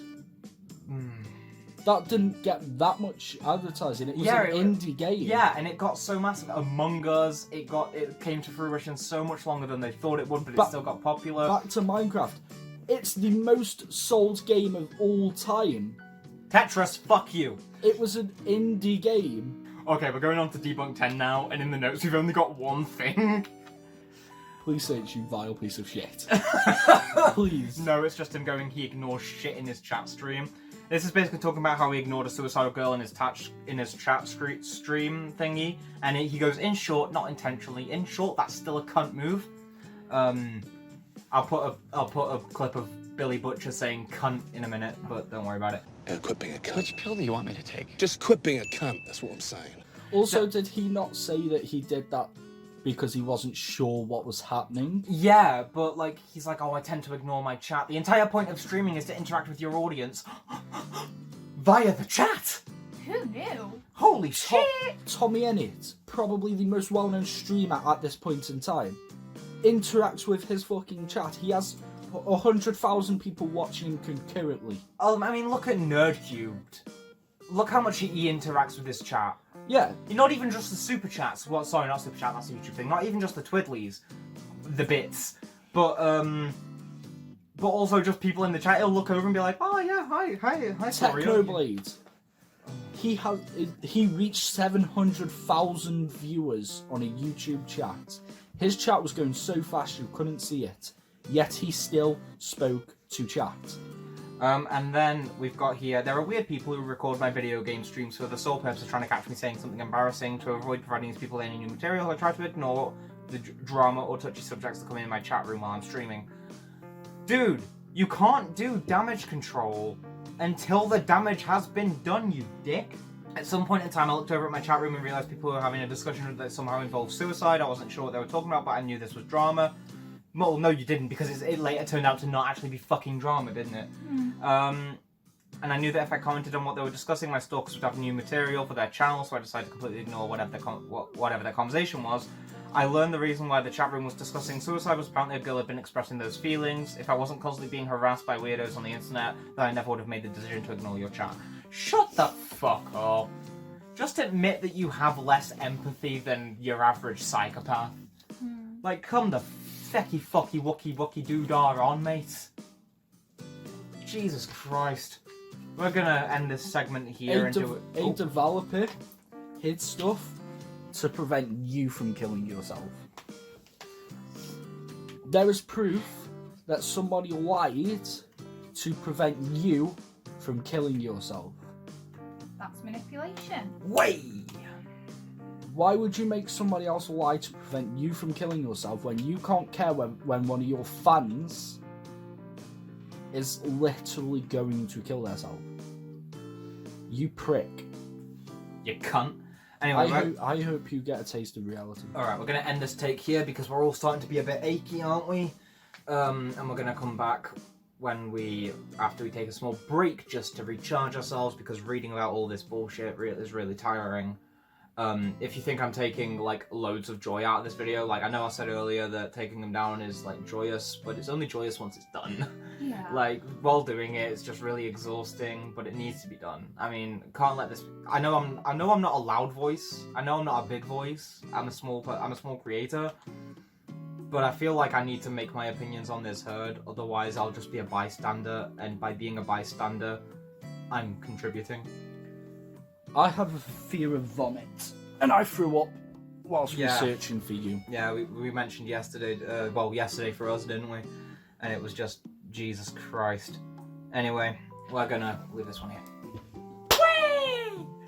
YandereDev doesn't credit his volunteers. Yes, I'm keeping the sync claps in now. I wasn't before, now I am. You'll have noticed.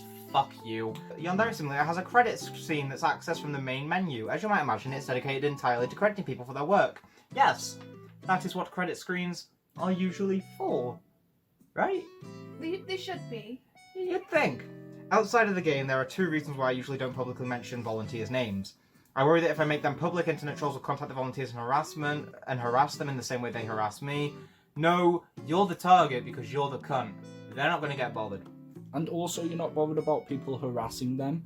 You're bothered about people telling them the truth. That's true. Sometimes volunteers want to be anonymous without telling me ahead of time. There are times where I've credited a volunteer and received an email within minutes saying please don't credit me, please remove my username, so I usually default to not publicly mentioning anyone's name. Okay. But why not do it this way? Every time you get a new volunteer, just ask at the start. It'd make more sense. Like, don't go, assume they don't want credit first. Also, what about all the times where you've used free assets that have said please credit it because they're free to use, and you've never, not once credited them, in fact, denying that you've used that asset? You are a cancer on the games industry. You're fucking scum!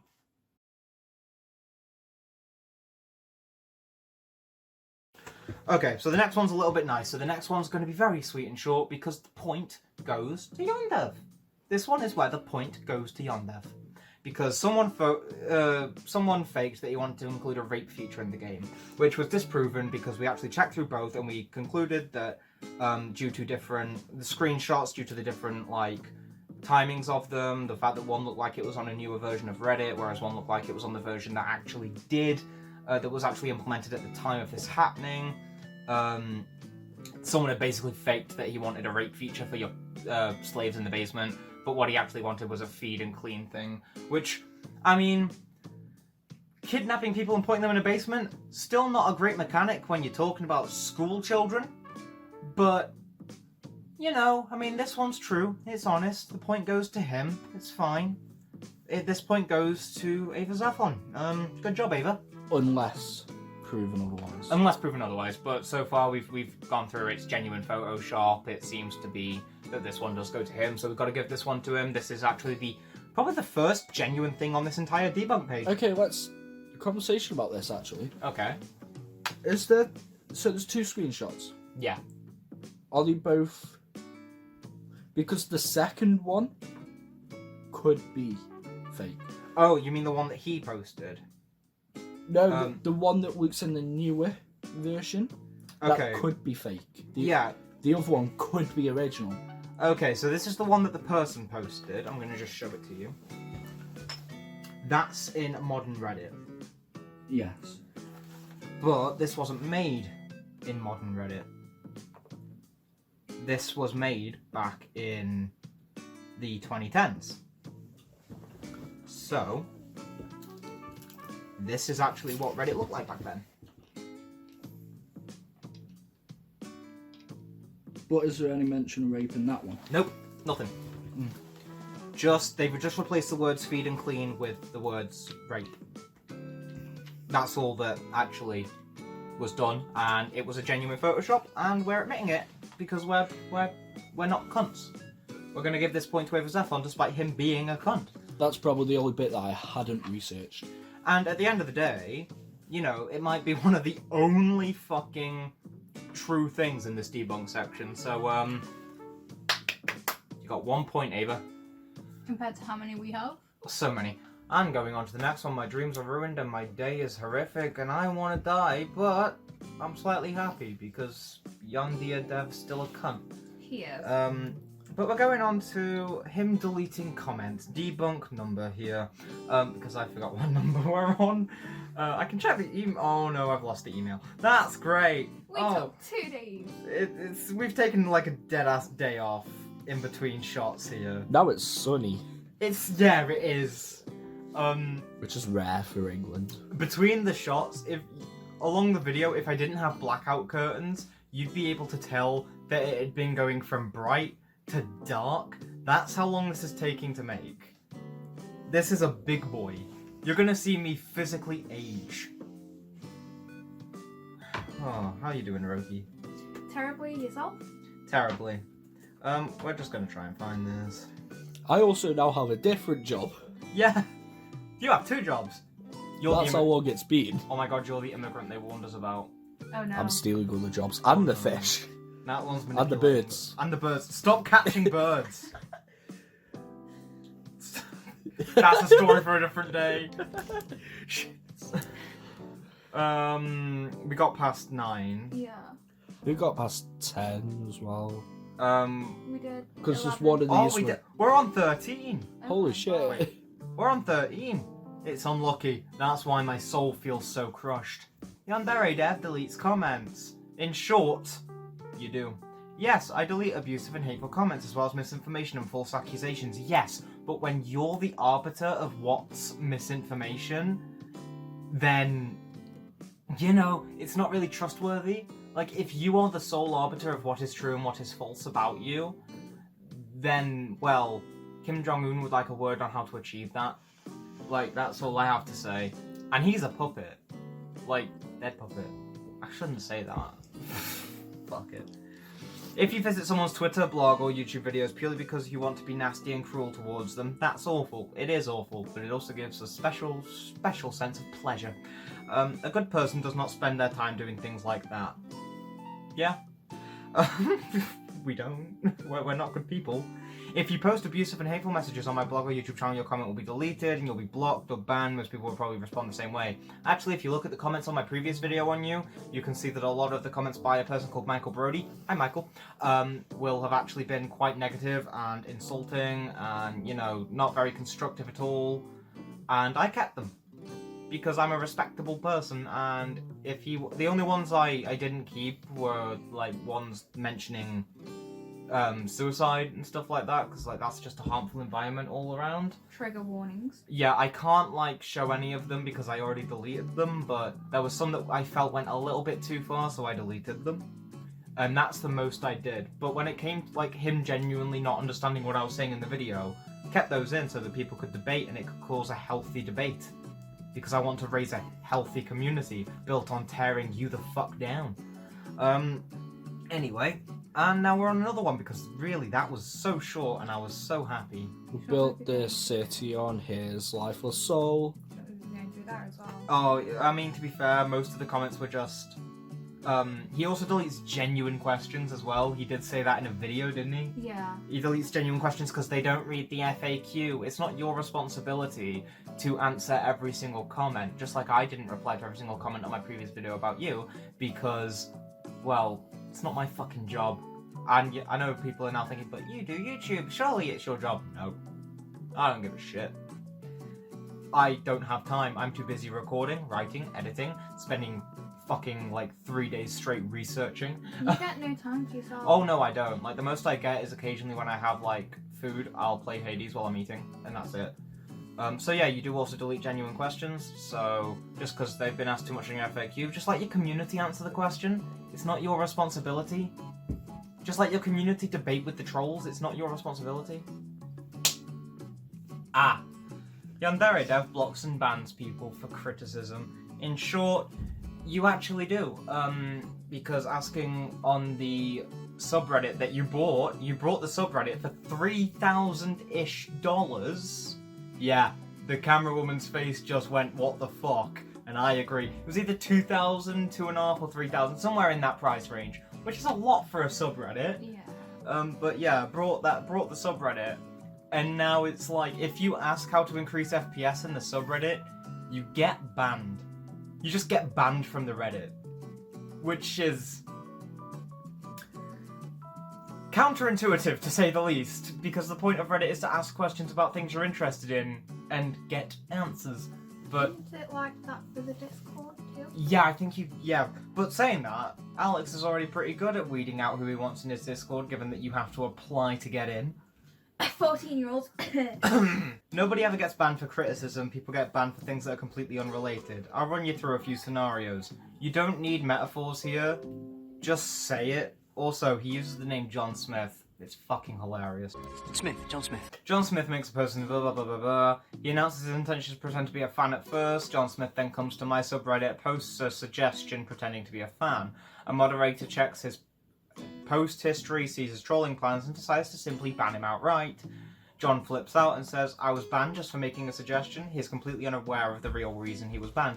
Then implement a strike system, or at least give people a reason when you ban them. Send them a message going, hey, you were banned for this reason. John Smith posts something on my Discord server that breaks the rules. No moderators are online to notice it. Later, John Smith posts some harmless criticism on my Discord server. At the same time, a moderator notices that John Smith broke the server rules earlier that day, and bans him. John flips out and says I was banned for criticism. He's completely unaware of the real reason he was banned. Again, this is why you notify people of the reasons they're banned, and in Discord servers, it's pretty, common. It's pretty common to implement a 3-strike system. So I was in a trans positivity subreddit, although the people in this, not subreddit, Discord, although the people who ran the Discord were incredibly ableist, not understanding that it might be hard for people with things like dyspraxia and dyslexia to figure out how to use neopronouns correctly, because obviously figuring out how to use common pronouns is hard enough. Anyway, besides the point, I got my first strike for saying they to someone who wanted to go by Zia.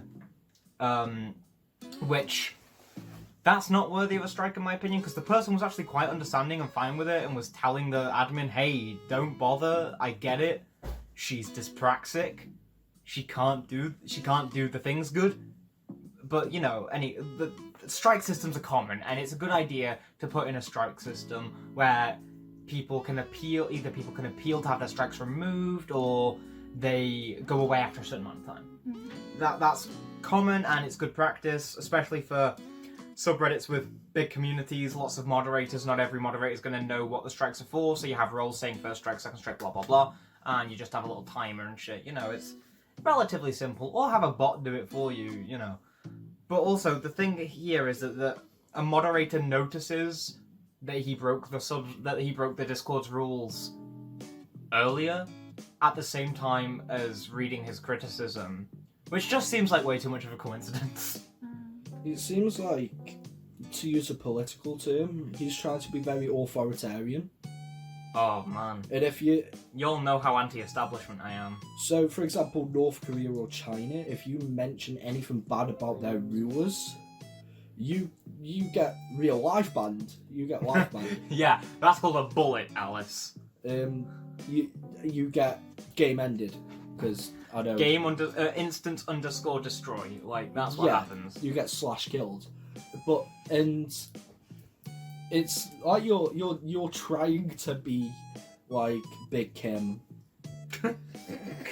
in trying to create an authoritarian dictatorship with only you at the head. That's why you don't want any other developers on your game. Ooh, because then only you can control it, you fucking control freak. I don't care about what YouTube deems friendly. Yeah, I just don't want this video to get non-algorithm. Oh, you mean blacklisted? Yeah, that's the thing. YouTube's still doing the whole algorithmic blacklisting where your videos don't get pushed to people. YouTube's algorithm is broken. You need to create a fucking shorts channel. That's how you're gonna get big. Yeah, I'll actually upload this in 30-second clips. Yeah. I'll upload all of this video in just 30-second clips on my second channel. You might hit trending about 6 times. No, I don't have a second channel. You're gonna get hit trending like 6 times. Yeah. Although I have been thinking about starting a second channel where I archive really old and obscure animes that it's hard to find. I just archive them. And then create Koto and Spacey shorts. Yes, definitely. I'll just cut all my videos up into 30-second segments. You will find so many views. Anyway, was this the Discord? Yeah. John Smith posts some valid criticism, but in the same post where he writes valid criticism, he does something that breaks the rules. He's banned for breaking the rules, but erroneously believes that he was banned for criticism. Like, you can't judge what this guy believes. And what did he do that broke the rules? Yeah, exactly. The rules are so fucking vague everywhere. Like, it may as well be don't fucking exist. The rules may as well be don't defy our great leader Ava. Like, you know, bow down to Ava Zephon. He is our god. Holy shit. What? There's 10 rules. Okay. The last rule is sometimes you may see cleavage in this server. If you're too young to see that, you really shouldn't be here. Okay, no one's really too young to see cleavage. What? If he means bare titty, like, but Ava, I don't think you know the difference between bare titty and cleavage. Cleavage is that, like the between the breasts and the shape the breasts make when they're in a shirt, and titty is The whole titty. thing. Oh, here's a fun one. What? Rule number 4. Is everyone comfortable? No. Type every message as if YandereDev himself was standing over your shoulder watching you type it, because he is. Wait, is that actually a rule? That is an official rule. Oh my fuck. This guy's so fucking gross. Right there. Wait, you got in? I'm on the rules fucking page. Jesus Christ. I am not including my Discord name. No, God fucking So no. he does not know who I am. Is there anything else that we need here? Or can we move on? Oh to my 15? god, there's even more. There's There's more. 20. Oh my god. Alright, I'm just gonna finish this off, and then you can carry on talking about that. Each time someone thinks that they were wrongfully banned or blocked, they take a screenshot. After about 6 years, there are several dozen of such screenshots. There's more than several dozen. There might actually be several hundred at this point. Enough to create a false narrative that I delete all criticism. You do. Then why is there no criticism on the actual subreddit? Why is it an echo chamber of people supporting the game and saying how great it is? Because no matter what, there is always going to be some people in a community, no matter how loving it is, no matter how critically acclaimed your game is, that think there should be something added, or think something shouldn't be in. So why is there none of that shit in the subreddit? It's just a fucktard. Yeah. Isn't he very open about open speech? Why didn't he say once he wants open speech? Yeah. Okay, so why is the first... Listen, Kim Jong-Savon. Why is the first rule of your fucking Discord server, don't acknowledge trolls and don't talk about drama?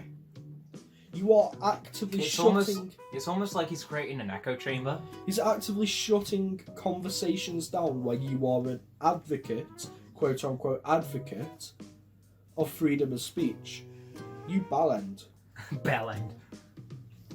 So where was I anyway? Creating a false narrative, yeah. Even though I'm almost never responsible for personally deleting out anything, everyone who gets banned is banned for breaking a rule, not saying something critical. Doesn't matter whether you delete it or your moderators delete it. Your moderators are acting with your holy authority, Zephon. Like, you know, I know you like to believe you're God, so I'm going to put it in perspective. A priest, in the name of God, burns a village down. And in this situation, God is real and genuinely gave the priest that order. God burned that village down. Just because someone else did it, technically, doesn't mean they weren't acting in your interest. You are responsible for that because you endorse it. Whether it's you or your moderator deleting stuff and banning people, it's your fault. Sorry for the bad God analogy. I don't know what I was thinking. I've had caffeine. Okay, so the two on camera did research into the game's code. Oh, fuck me, don't even talk. The if-else statements... Now, I'd like Were to, can I very quickly... I'd like to quickly declare that we weren't able to deep dive into the game's code or anything like that because we couldn't decompile the game because it's Unity, and Unity, from what I know, is a bitch to decompile, and I know fuck all about decompiling.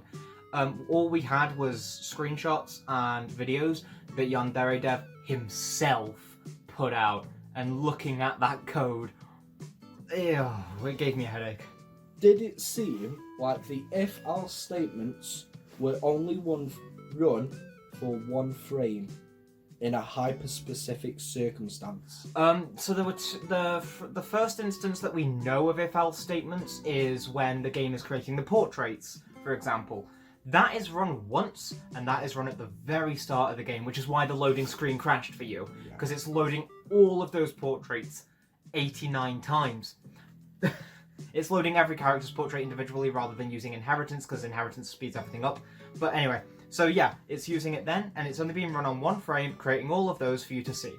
But there are more, such as hairstyles and stuff like that, and some of the collision stuff is written with if-else's as well that we've seen, where that's being run every frame, which is why the physics takes up so much CPU, because he's doing the physics within the script with if-else statements like a cunt.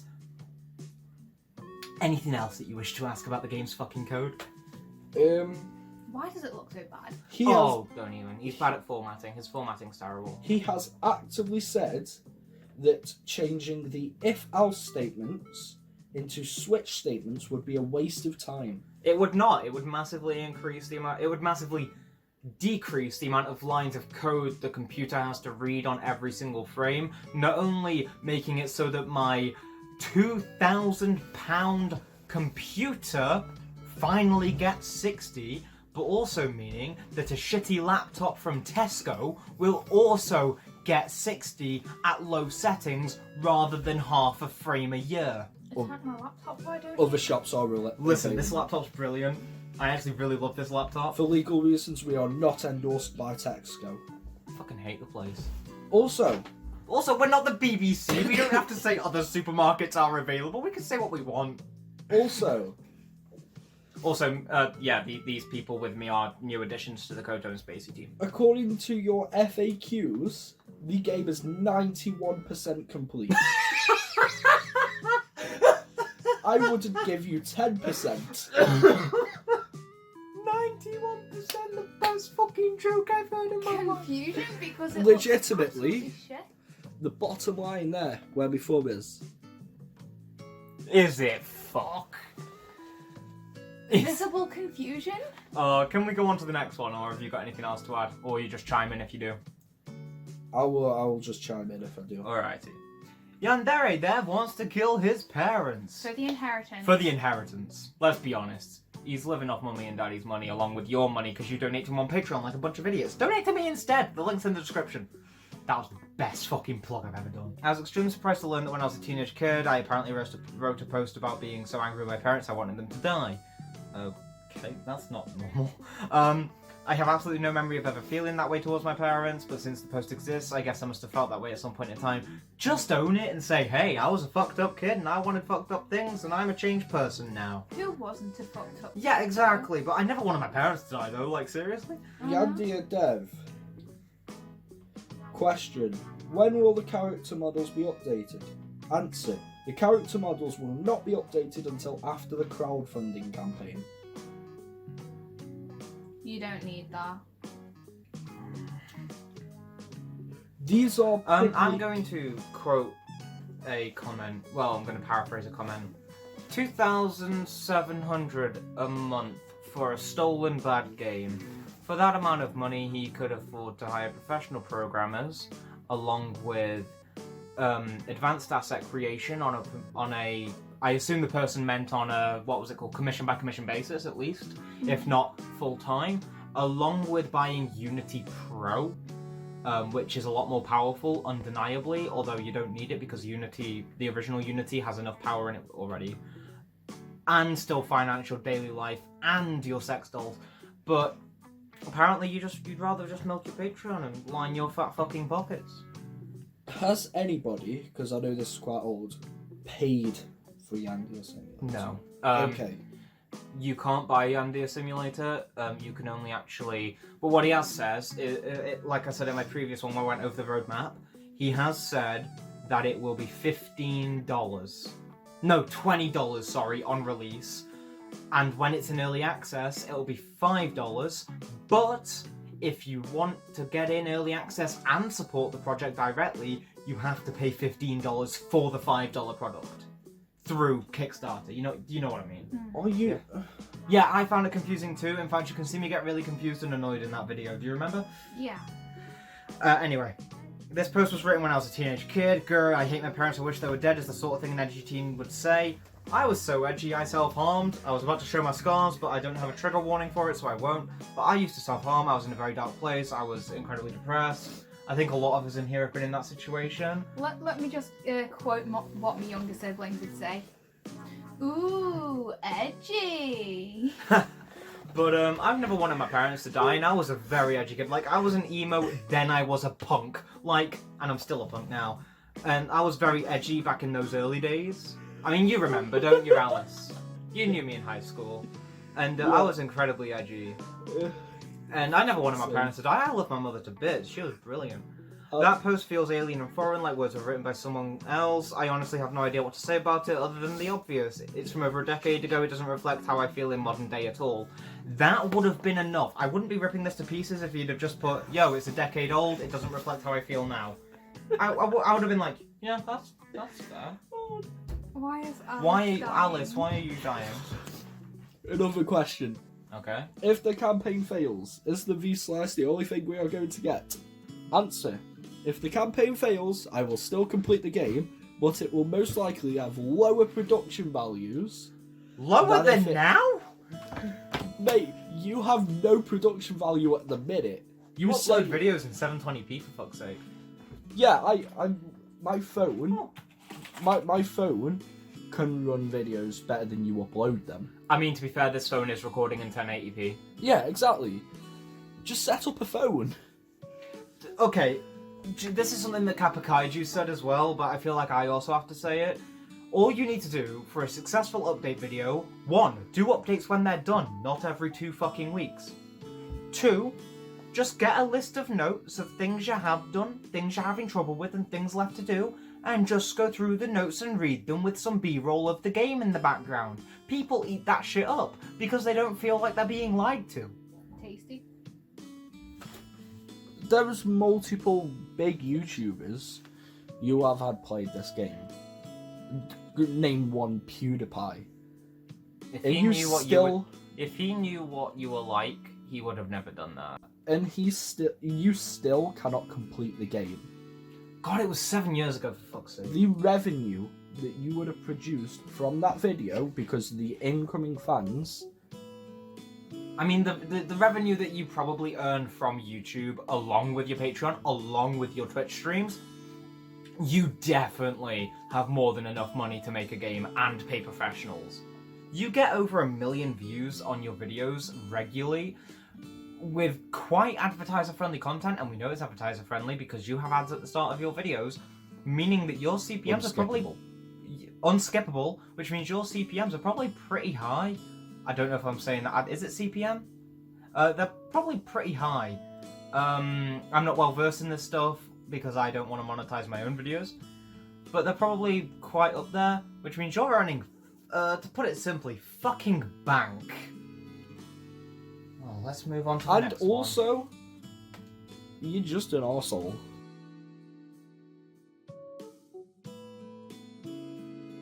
I know you've just seen a trigger warning, but this is a trigger warning for rape and fan fictions involving it, and YandereDev's excessive description of the act in said fanfictions. This bit's quite serious. We're not going to be making as many jokes because it's a serious subject, and it's honestly just disgusting. I mean, am I right in saying that everyone in this room has been a victim in some way or another? Yeah. Exactly. So we're going to go down onto that. You can leave if you want, Alice. You sure? Alright. I'm gonna try and keep this as vague as possible so it's not upsetting. I don't want to go into too much detail. You know, I don't want to upset anyone. We don't want to cause anyone harm by discussing it too greatly. But we understand. I will put a time code on the screen if you want to skip this to where you can skip to. It'll probably... I don't know where my hands are in the frame. Alice, where are my hands in frame? Are they at the bottom yet? This way. They're at the bottom. They'll be here. The time code will be here. Sorry, I know I said I wouldn't laugh, but I can't see. I don't have a viewfinder. I'm recording this on a phone. Sue me. You're sued. Oh no. In short, no I didn't. we've seen screenshots of it, and I'm making the decision now to not put the screenshots in this video. Again, to not cause any harm. Because this is an incredibly sensitive topic, and it would be harmful.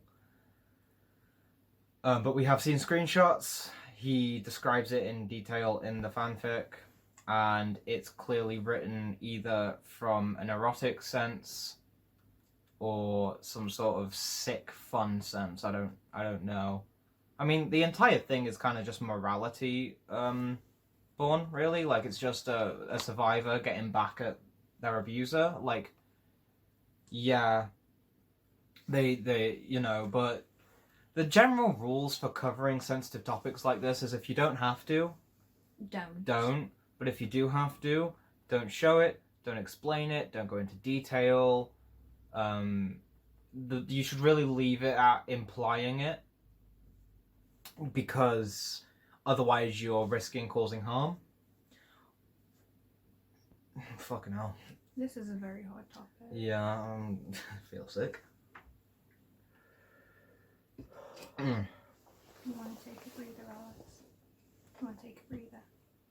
And you know, he just goes on to say it was about slavery in the Fallout universe, which that story's been told enough times within this Fallout universe. You don't need to write about it. We know it's a thing that happens within the Fallout universe. It doesn't need to be written in a fanfiction. And going into that much detail about that sort of thing is harmful. It's upsetting. Do you remember on that screenshot if there were trigger warnings or anything? There were none. No. So, you know, it could have been triggering for people. It could have brought back horrible memories. It's just harmful. It all did around. For me when I saw the screenshot. Yeah. Piece of shit. It was hard for all of us to hear, wasn't it, when it happened, when we read it. But he says they weren't meant to be erotic, and they were meant to reflect the disgusting nature of sexual abuse and vilify the owner. But you can do that without showing it. You can imply it. You can have more characterizing moments outside of those kinds of scenes. And depicting something like that is never right, and I don't think you should be defending it. Like, I'm being genuine here as much as I've been acting a bit. You know, we've all been, like, kind of... what's the word? Exaggerating our feelings a little bit during this video. But here, genuinely, Alex, I don't think you should ever have defended this, and you should have just said that you should never have done it, because you shouldn't. You could have caused a lot of harm. And honestly, the only excuse here is that he stopped writing it because he started to make Yandere Simulator, which shows you that he was coming fresh off the heels. But you should never have made those scenes so descriptive, because you caused a lot of harm. Also, to say that the only reason you stopped writing it was because you started developing Yandere Simulator is to say that you have no remorse about writing it and you have no regrets. Yeah, it should never have been written. It should never have been committed to a page or committed to a Word document or what have you.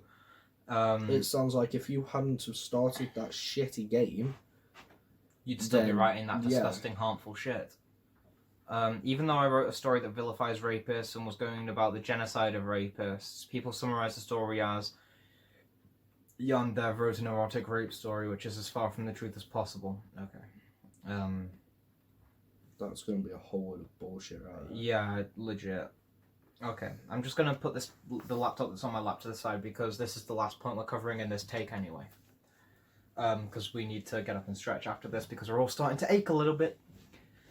Genuinely, it should be talked about, definitely. Rape should always...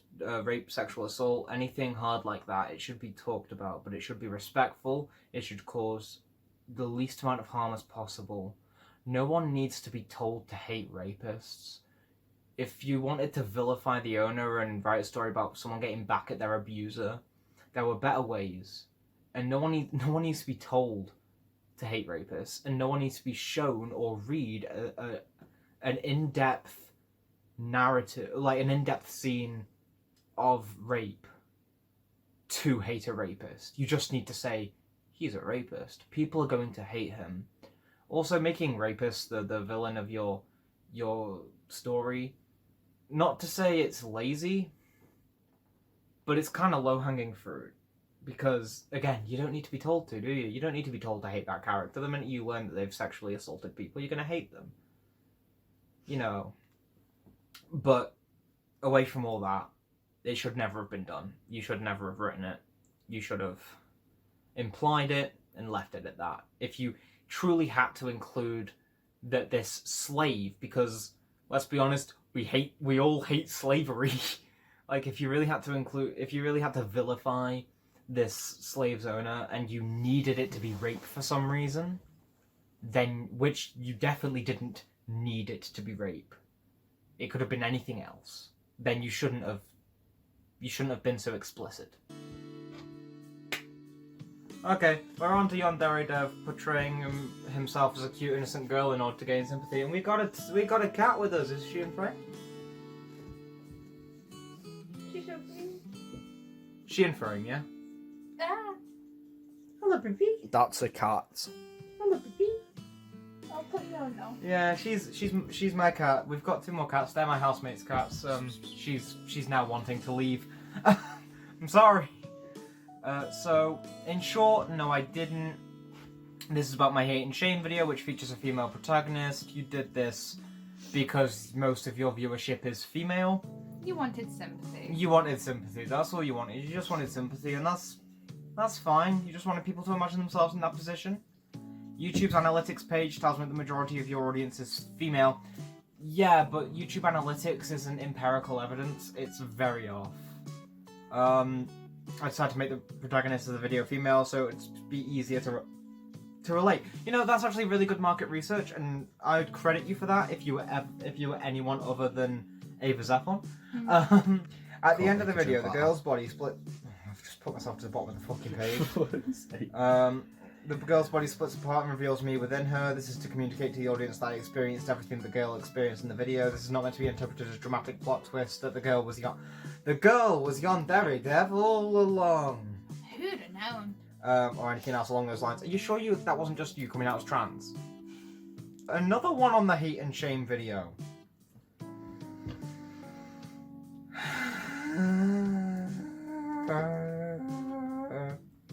Also, you know what really correlates well to his Patreon donations dropping when it released?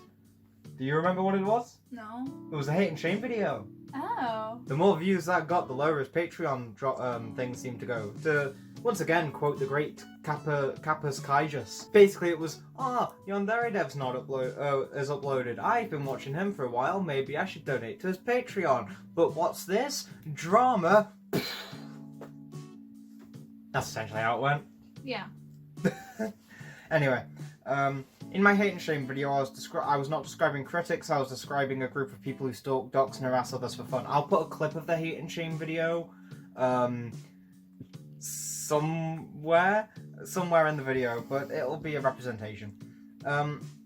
I don't think stalkers, doxers, harassers should be portrayed with dignity, so I depicted them as grey, coloured, inhuman creatures. I called them gremlins because that is way too many syllables. Or you could have just called them cunts and we all would have understood. Around 11 minutes and 57 seconds into the video, I depicted the protagonist receiving feedback from a critic. The critic is depicted in a neutral way. This is just one of the many ways the gremlins can indirectly sabotage your project, even if they never speak to you directly.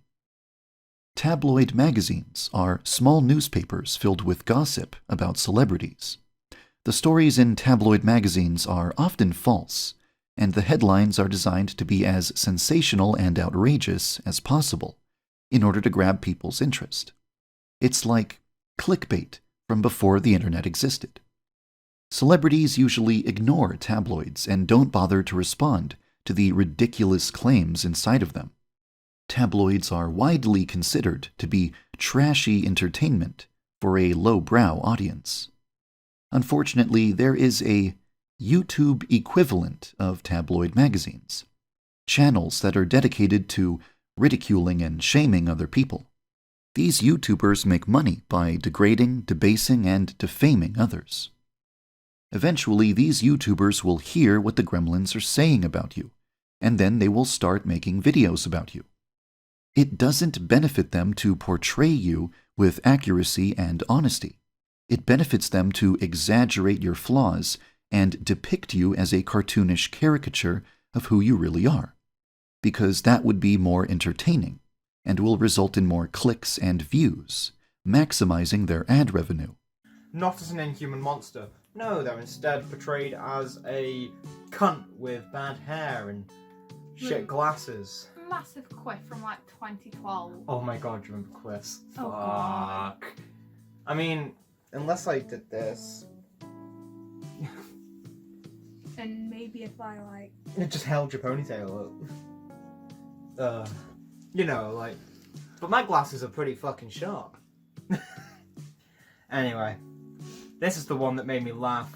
YandereDev spends all day reading emails instead of working on the game. In short, well, I got a reply to my email asking for an interview 6 hours after I sent it. You both look in short. Fuck off. In early 2016, I was receiving an overwhelming amount of emails from very young children. You'd have loved that, wouldn't you, Alex?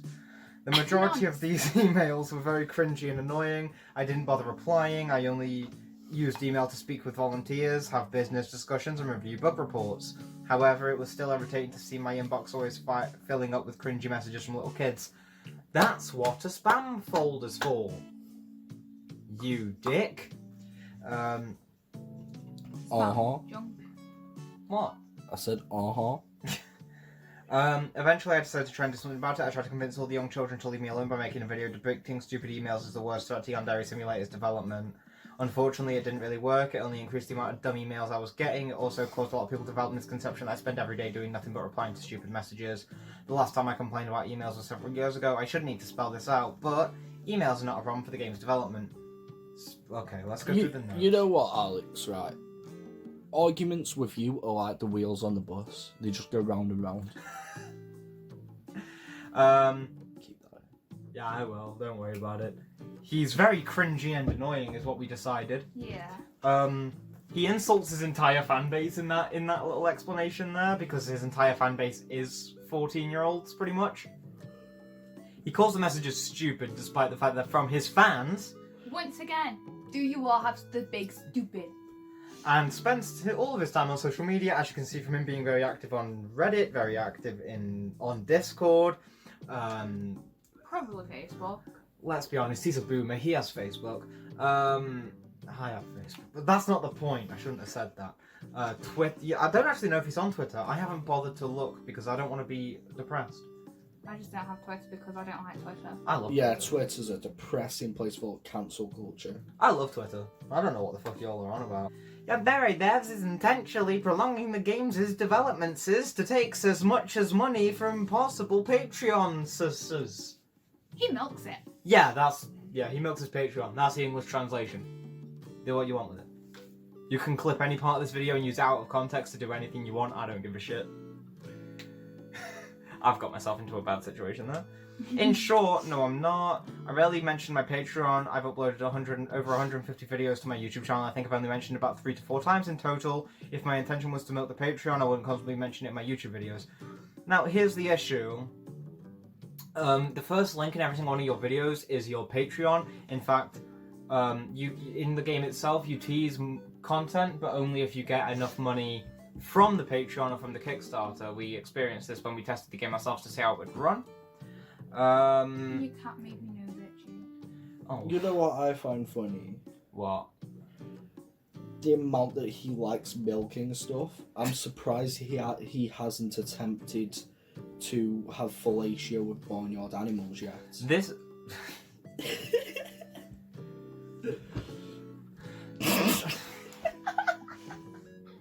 Is he going to consume the man milk chalice? He's going to consume the milk chalice. The man milk. Man milk. Yeah. Anyway. Cows are for food and milk, not for fucking. Also, can I just... This is the thing. If my intention was to make lots of money, I would not make a game with controversial content. Hatred. Hatred was an incredibly controversial game, and it was a flash in the pan, and it didn't last for that long, but it did earn quite a bit of money because people wanted to play it to be edgy. I would promote my merchandise at every opportunity. It is linked in your videos too, and I'm pretty sure it's all from CrowdMade, isn't it? Yeah. The same site that I got this from. That's linked in his YouTube directly below. The game's not even released yet, and he's got merch for the game, including body pillows for sale for quite a bit of fucking money. Like, this shit was 40 American dollars. And I'm pretty sure, like, the shirts that he sells are much more expensive. They're like 50 or so. Wait, who wants a body pillow of a fucking underage 15, schoolgirl? 16-year-old schoolgirl? His fans. Already be selling the game as an early access title. You're only not doing that because you know if you did, you would get shredded. You would become cheese. Like, I was thinking more extremely milky Weetabix. Or shreddies. Oh, shreddies! Yeah, fuck it. Aren't they knitted by grannies? Yeah. However, I'm not doing any of these things. You're doing all of them. I'm actually doing the direct opposite of all these things. Are you fuck? The game is taking a long time for several reasons. It's much more ambitious and complex than your average indie game.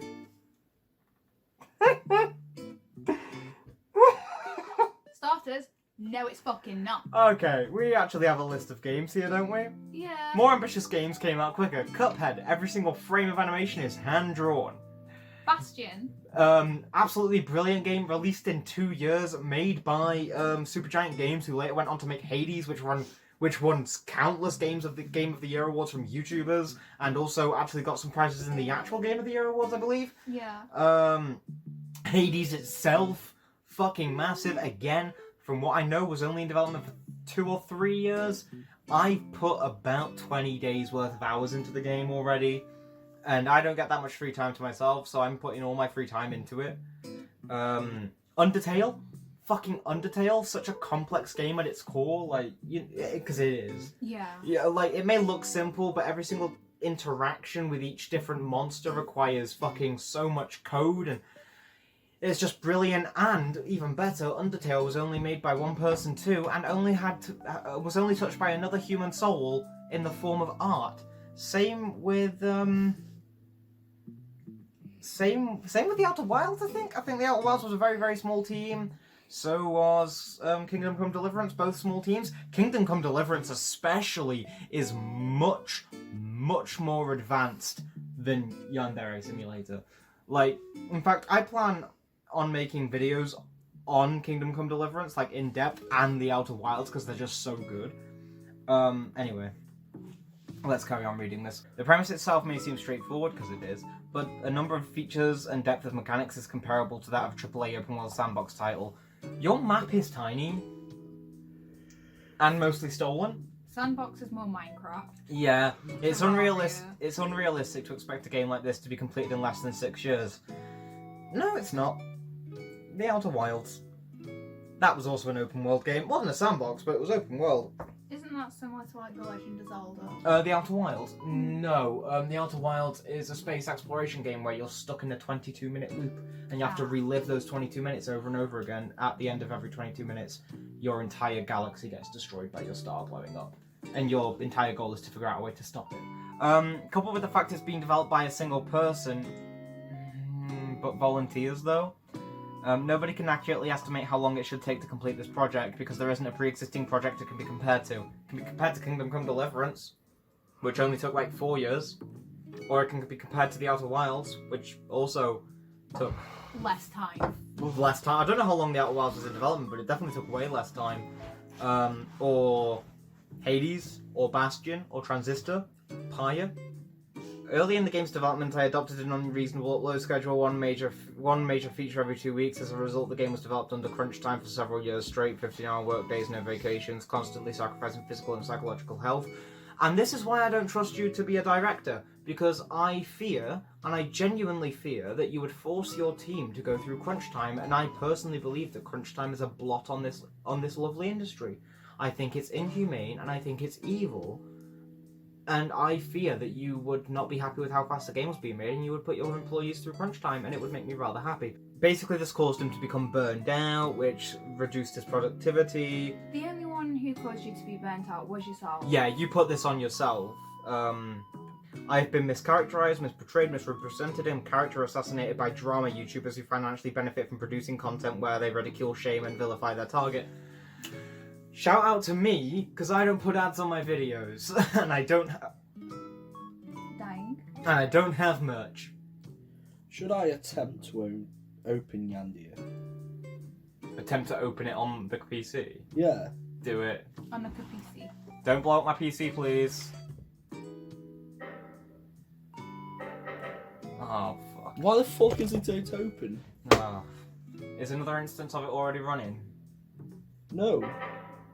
Well, we fucked it. You try and say that drama YouTubers financially benefit, but here's the thing. You should know better than anyone that it is horrific to produce any sort of content that doesn't bring you absolute joy. I mean, I'm doing this because I think it needs to be done. Stop nodding. Can you also...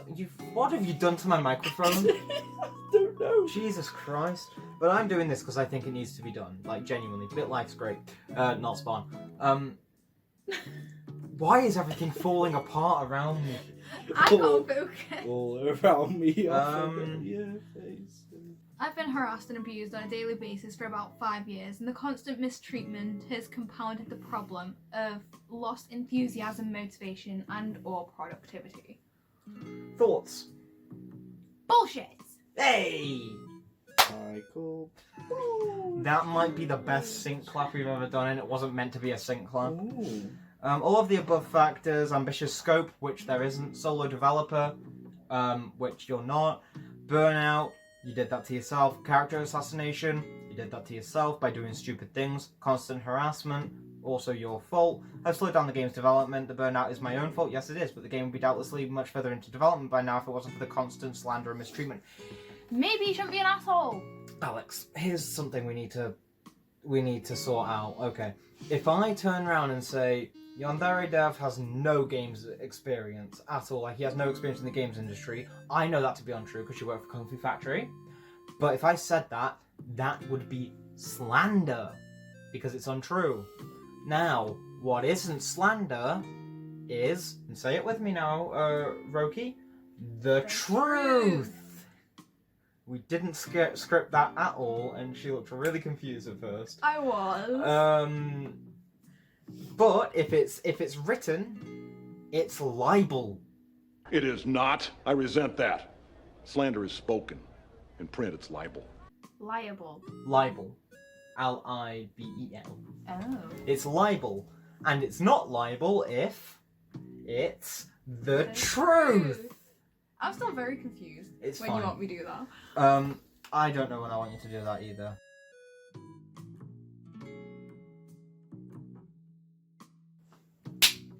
Oh yes, sweaty hands. Ew. YandereDev defends pedophiles. YandereDev believes that pedophilia is a sexual orientation. Oh, it's another... We've been paid? No, I've got 10% cash back next time I order. And there I was thinking that we'd got the fucking grant. Yeah. No. I've just got a good bank. Toast left me. Toast left. Pedophilia is a disorder. Yeah, it is. It's a paraphilic disorder. It's a mental illness, but that doesn't excuse actually touching a kid. Yeah, my life is a mental illness. I'm not going to go out and touch a fucking 9-year-old. That's why it's called pedophilia, because it's a paraphilic disorder. But still. If you are a paedophile, this is a note to any paedophiles watching, and you haven't touched a child, and you haven't acted on it, then good on you, go and get help. Yeah, get counselling. Nobody will hate you for being a paedophile. No one will hate you for hate you. No one will hate you for acting on having that paraphilic disorder. People will hate you for acting on it. Exactly. Well, obviously there are some extremists who hate everyone with the mental disorder, even if they try and get help, but in most cases, if you try and get help and you genuinely try and change and you never want to act on it, then that's fine. But there are genuine paedophiles who are pieces of shit who do take pleasure in acting on it and like the suffering they cause, and they're terrible people. Yeah. they deserve to be broken. Personally, I don't feel comfortable ridiculing people who suffer from mental disorders. You did it to DID though, didn't you? Nobody asks for a mental illness. A mental condition is something that happens to you without your consent. Nobody develops Alzheimer's on purpose. I don't know if Alzheimer's falls under mental disorder. It's more deterioration of the brain, isn't it? Yeah. Nobody asks for schizophrenia. No shit. And likewise, I don't think anyone actually wants to be a paedophile. I mean, there are some who definitely revel in it, aren't there, though? If you have to mention you can't just snap your fingers and get rid of it, yeah, but that's very different because that's deterioration of the fucking brain. Likewise, if you have pedophilia, you're stuck that way and you're forced to live with it forever. No, you can get help, you can get counselling, you can learn to handle it. I mean, in extreme cases, some turn to castration, and I'm not endorsing that, but I am letting people know it's an option. Some do go for like being sterilised chemically so that they don't feel any attraction towards anything, and I'm not going to comment on it because I don't want to be seen as a eugenicist. No, I want to comment on that because I'm not bothered how the fuck people look at me. Props to them if they think that's the only option for them not to hurt anyone, then props to them. Yeah. As long as you don't hurt anyone, I don't give a shit. But always seek psychological help yeah, first. always seek psychological help first. Especially if you're questioning that, because it turns out your psychologist who is helping you with these feelings of pedophilia might actually help you decide whether that's the right thing for you. Because for some people it is, and that's okay. You know? But it's not okay to touch kids. It's not okay to make those children suffer. If you're attracted to redheads, that's harmless as long as you never kidnap a redhead. If you fantasize about robbing banks, that's harmless as long as you never actually rob a bank. Unless it were in game. That's not the same as fucking kids. If you're forced to have sexual thoughts about children because you're afflicted with a mental illness that you never asked for, that sucks. It's going to interfere with your ability to live a normal life, and it might cause you to feel so much shame that you eventually commit suicide. But obviously, it's no excuse whatsoever for you to actually touch the kid. We can agree with Zephon. Yeah. What's up with you, Alice? If you get literally in the same sentence, it's like, oh, you have an attraction towards gingers, kidnap. That's a bit. Now there is a big fucking like. There's a big problem with the idea of kidnapping a ginger. You'd have to do it at night time because if you got them in the sun, they'd disintegrate. They wouldn't be able to take it, man. No adult ever has any excuse to do anything sexual with a child. Well, I mean, you did sex that 14-year-old, Mr. Mon. That wasn't very pog of you. That was not very pog of you. As soon as you touch a kid, you have crossed the line from being someone with a mental disorder to being the worst scum imaginable. You don't exactly have the same amount of hatred for pedophiles as a normal person, do you? But are you right in the head? You seem very half-arsed with calling them scum. Like, is that just me? Because I have stated there's a distinction between pedophiles and child molesters. Not okay. There are people who have somehow developed the impression that I advocate for the normalization of pedophilia, or that I'm trying to defend child molesters. No, I can clearly see here that you're at least just saying in this debunk that you're advocating for getting them mental help before they can hurt anybody, which is an admirable goal if it was coming from someone who hadn't also been involved in certain activities of that kind too. You know, such as sexting a 14-year-old after finding out her age. Receiving the nudes off that 14-year-old. Ew, disgusting. Allegedly. And then carving. Which is why you should always ask for ID. Allegedly. I think that was the picture that made me throw. That's what made you throw, yeah. He had carved. Yeah. At least it looked like he had carved. We don't know if he drew or carved, but it looked like it was carved. The screen name of the 14-year-old he had been abusing, let's say. Grooming, yes, into his That's the forehead. legitimate term. Yeah, that's the term, sorry. I once had a conversation where I compared pedophilia to sexual orientation. It's not sexual orientation, bro. Child is not a gender. I made this comparison to communicate the fact you can't change it. What the fuck? In the same way you can't snap your fingers and change whether you're gay or anything. Obviously, I was never attempting to state that pedophilia is a sexual orientation, but unfortunately numerous people insist on spreading this false narrative anyway.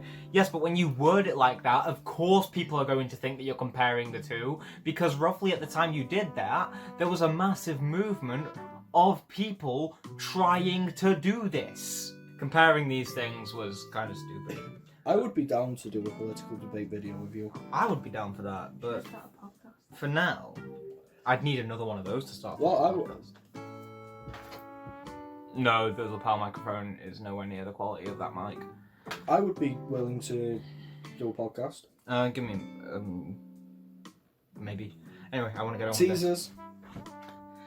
YandereDev wants to abolish the age of consent and replace it with a sex license. Allegedly. Hello? Surprisingly, that allegedly was false. He actually He actually said this. But here's the thing. Okay, here's the massive problem I have with this concept. Because it only affects people who are under 18. Meaning that for someone who's in their 30s to say that... How do I say this? It's pretty fucking creepy, bro. And you make yourself sound worse. Yeah. People already think you're a paedophile, and then you say that. Sorry, whenever I hear you call him a paedophile, all I can think of is the episode of the IT Crowd where Jen gets with this guy called Peterphile. And at the airport they're like, "Can I, Mr. Pedophile, please come to gate 12? I'd play a clip from that episode, but I'd get copyright struck the shit out of. Channel 4, damn you! Could paedophile please make himself known as well as soon as possible? I'm paedophile! We are urgently looking for a paedophile. I'm paedophile! Over here! I'm paedophile! Hold on! Anyway, one day in 2014 I received hate mail from someone who was offended by Yandere Simulator. It was the first time anyone had ever sent me an email about Yandere Sim. I felt attacked. I started arguing with the person who sent the hate mail. It's not hate mail though, is it? But also, you felt attacked? You take the piss out of the SJWs, and you're here like, I felt attacked! You made the game. I felt attacked! If you can't... This is going back to my previous comment about the authoritarian dictatorship side of you. If you can't take criticism, I bet, like, you argue back. If you were the leader of a country, I wouldn't trust you with any, like, fucking water pistols. Never mind giving... A military coup would try and take over and he'd argue back at them and they'd just fucking shoot him. Yeah. I'd love if there was a if there was a nuclear bomb small enough. To fit up your arsehole. I would love to drop it on your fucking bastard house, you prick. Oh, what about his mummy and daddy? Fuck them. I don't know if they're good people or not, that's the problem. I don't want to go after them because I don't know if they're genuinely okay people. They brought this fucking motherfucker into the world. Oh yeah, they're instantly bad people, aren't they? To the parents of Alex Mahan, you should have wore a condom. You should have swallowed Mrs. Mahan. You should have double protected it just for the safety. Yeah. Double wrap, you know. Why weren't you on the pill? Anyway, back to the sex license thing, which is not a sentence I thought I'd say in my career, but here we are. Can you stop destroying my equipment, please? It's just come out to the whole They said your game is creepy because the characters are underage, and I responded the age of consent is different in every country. Yes, but for international purposes, especially when depicting fictional characters... Legal age is 18. Yeah. Okay, and the law for the game, in terms of what content, is the game where it's made, not the game where it's set. Yeah, which means that actually, again, it's still 18, but internationally, when it comes to any sort of nudity, characters displayed in that fashion must be... Or anyone in,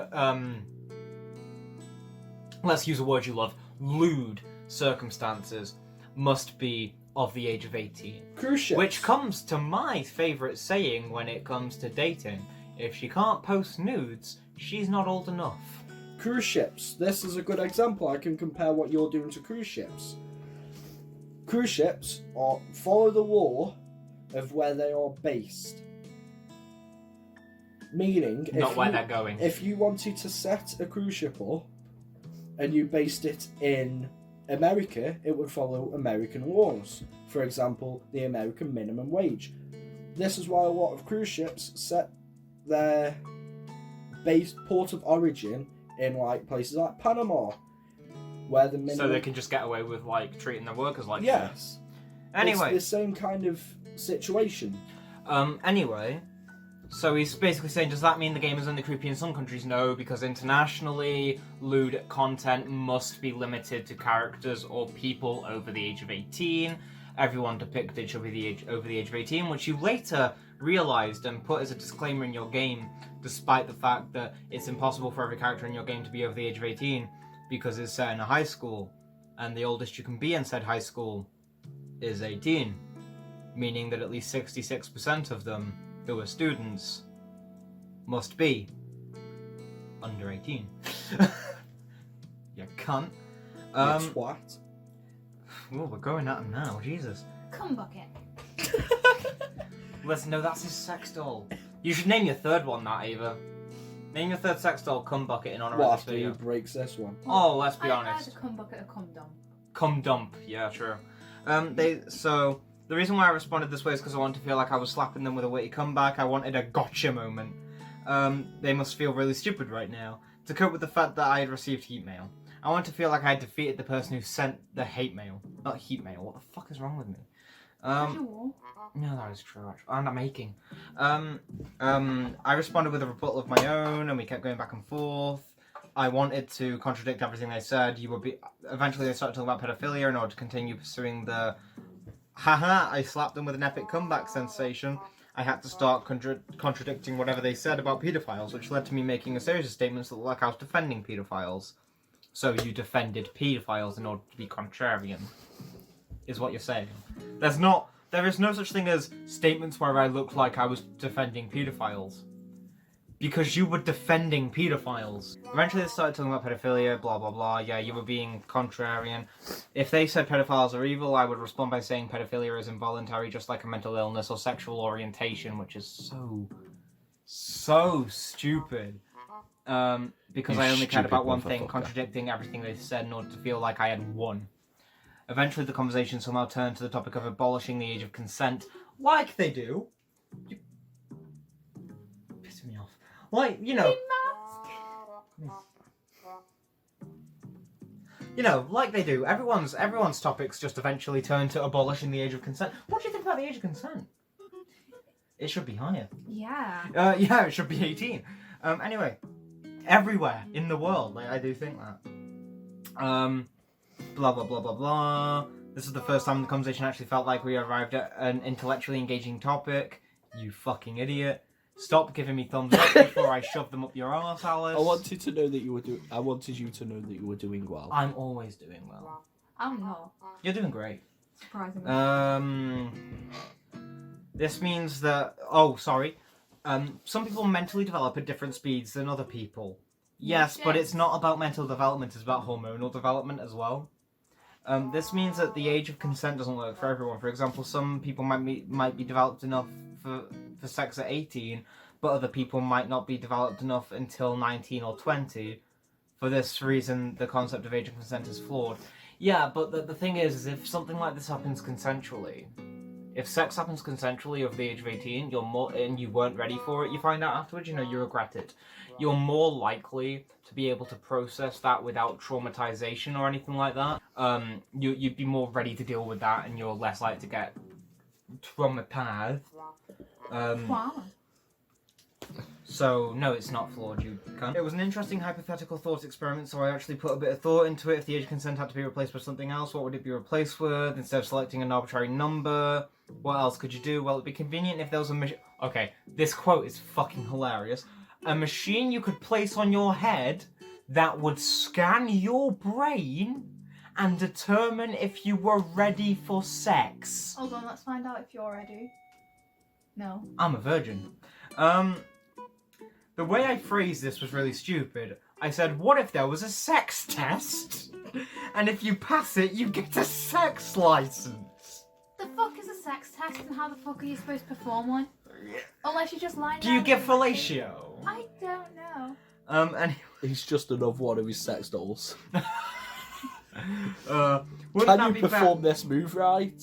Wouldn't that be better than having an age of consent?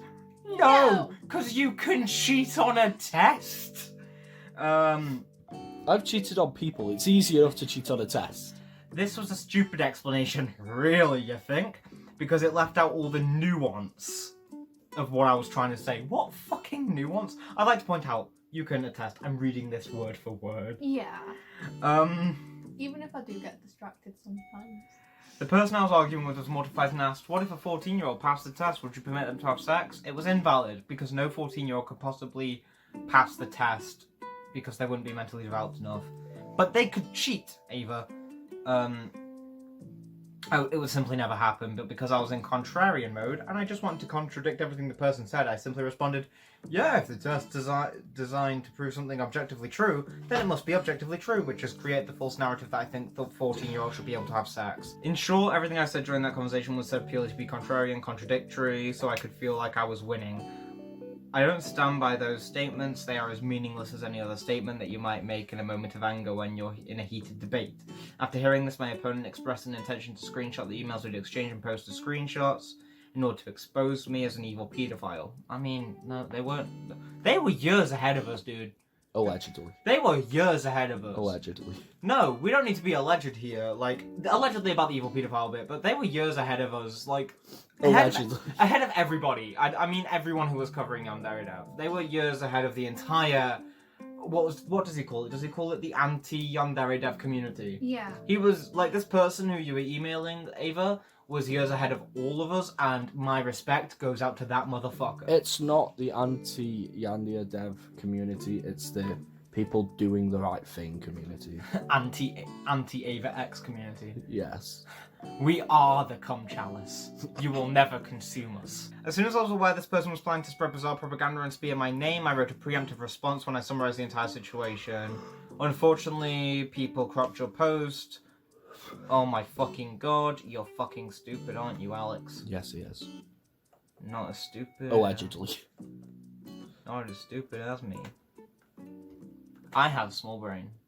I have smallest brain. Now I'm gonna look at this and decide whether I want to read it. It's literally just the exact same thing about... It's just the same thing as the debunk page.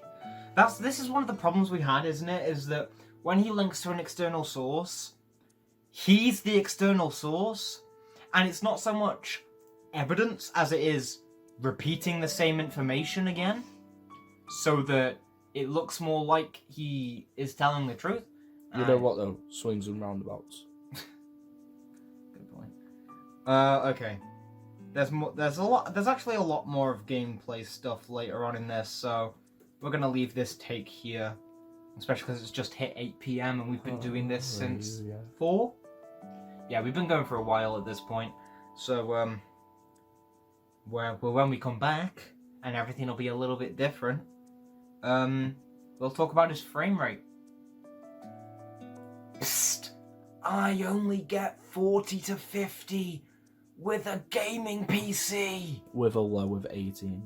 With the lowest being 18. Oh god, I'm sad. Anyway, let's cut this for now because I'm hurting. Welcome to the nightly news at 9. No, You didn't do the high five. Ouch. Noise. That didn't hurt me. Noise. We're going on to the frame rate issue. The frame rate issue, if you don't know. What's it like near the fountain, Alice? I reached a low of 18, that's why I got the 18. Stop nudging. Yeah, a low of 18 near the fountain because for some reason the water just freaks the game out. He does go on to say later that in a video that he was getting lower frame rates. What was it? Was it because all the mirrors? We already talked about the mirrors and everything. Yeah, because of those. Bless you. But saying that, you can't turn around and say that when you have Cyberpunk with real-time reflections and I get 60. Like, anyway, in short, no, I don't lie about my frame rate. Yes, you do. Yeah. Recently I stated that I never see my frame rate drop below 30 FPS. That's not a brag. When I play Yandere Simulator, someone looked through my YouTube videos and found a moment where the FPS was less than 30 and accused me of lying about my frame rate, however a lot of information that they weren't aware of. I record footage inside the Unity editor, which means you should actually get better performance, but okay. The Unity editor has a lower frame rate than an exported build. The frame rate is usually about 15 FPS low when playing the game inside the Unity editor. When I play the game in the exported build, the frame rate never goes below 30. That's the only time when frame rate actually matters, since that's the frame rate other players will see when they play the game. Yes, but it shouldn't be 30. It should be double that. In fact, the industry is now pushing towards 120 to 144 Hz. So you're well behind. In short, the frame rate that I get when I play the game within the Unity editor is irrelevant. It's not, because if it's running bad for the development PC, then boy howdy.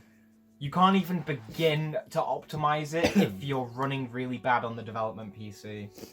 The only frame rate that matters is what I get when I play an exported build, which is 30 to 60 depending on circumstances. You are the developer. It should always be above 60. Especially if you're playing at 720. Yeah. Which, by the way, now is considered less than HD. Oh, no. We need to get some Febreze for the fucking bullshit, man. Wait. We have Got some. That's not Febreze, we are not sponsored. No. Other brands are available, although I don't know why I keep saying this, because I am not the BBC. I can say what I want.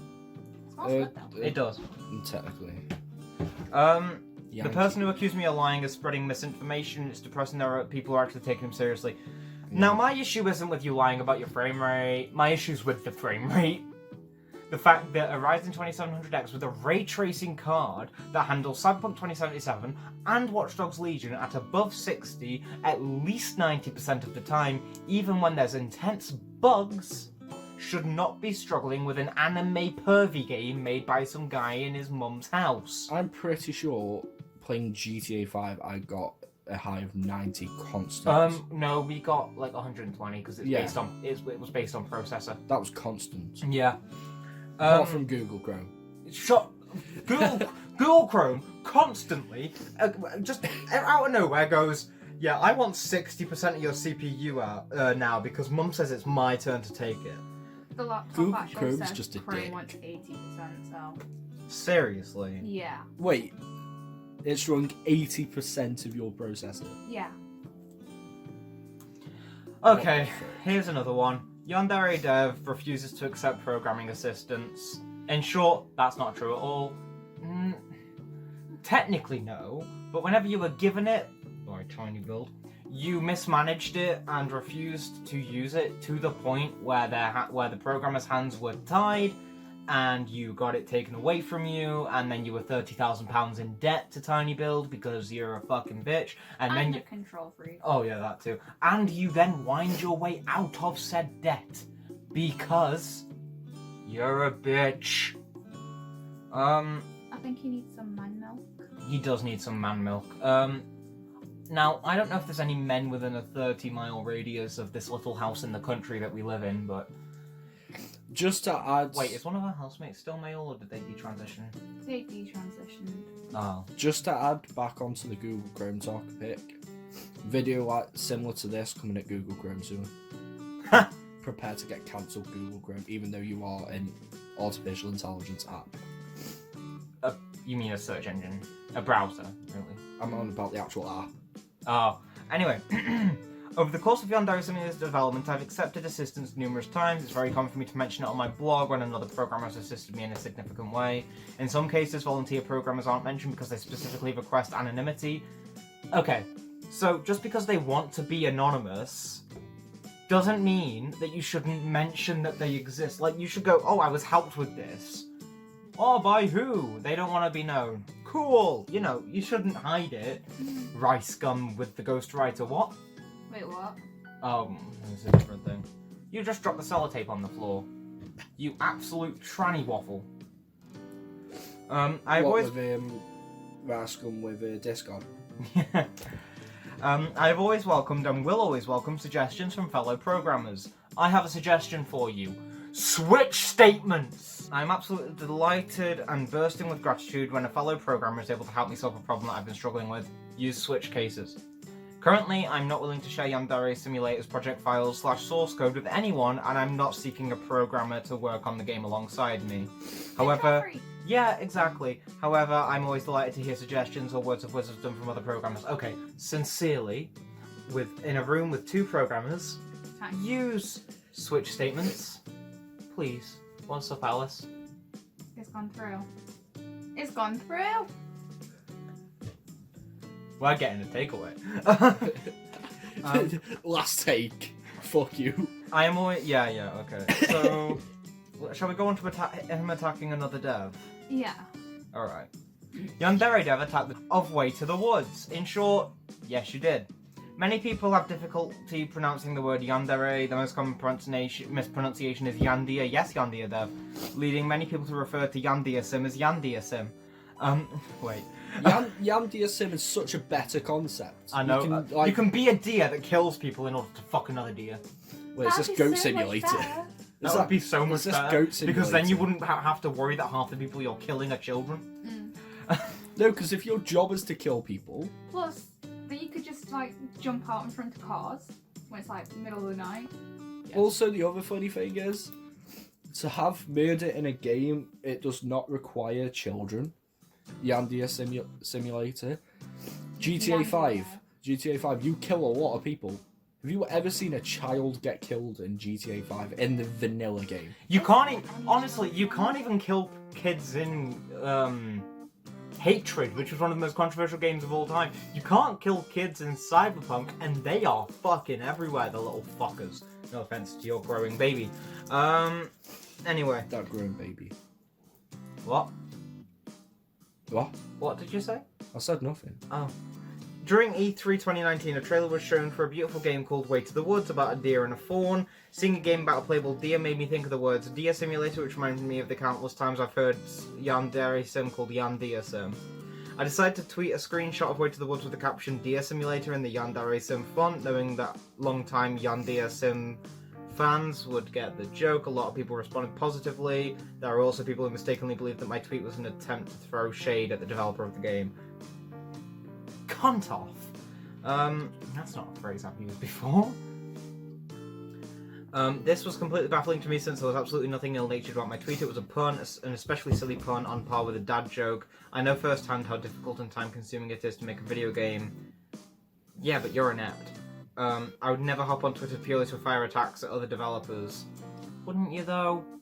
It doesn't make any sense at all to assume my tweet was malicious. How about you drink some shit? I'll diarrhea into a jug for you.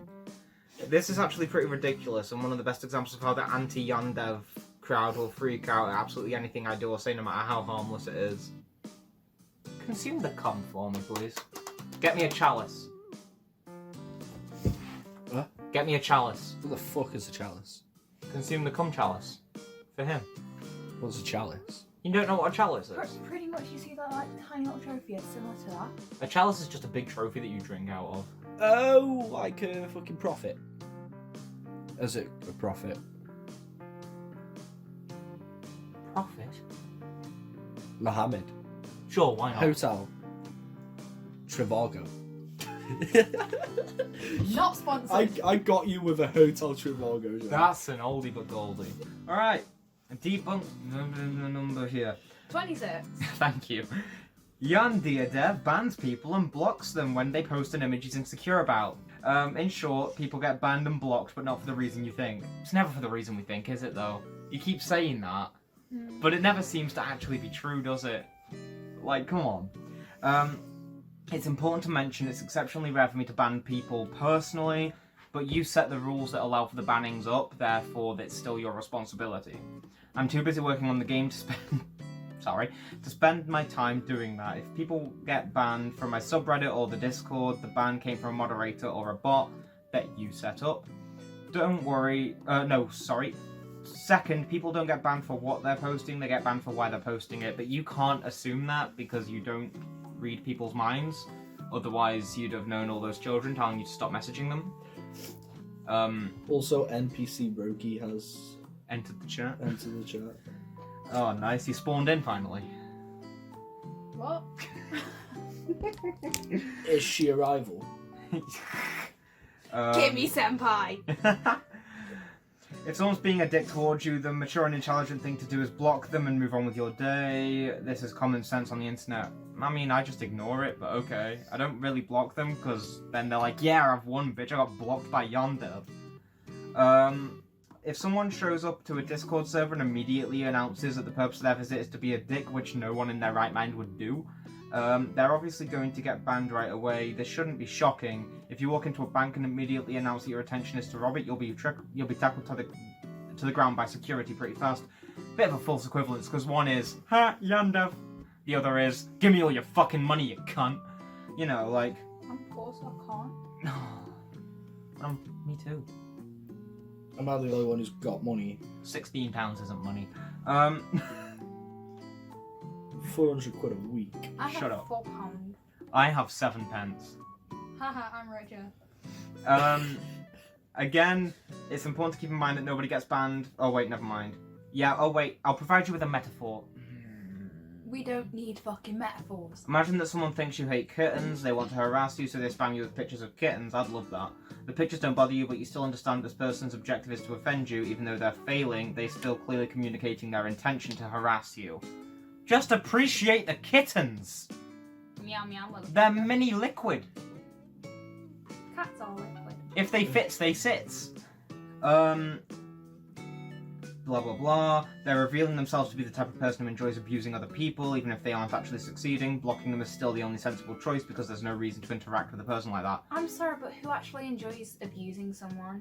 If you enter my community on the internet and immediately start spamming stupid images, you're pretty much guaranteed to get banned by anyone.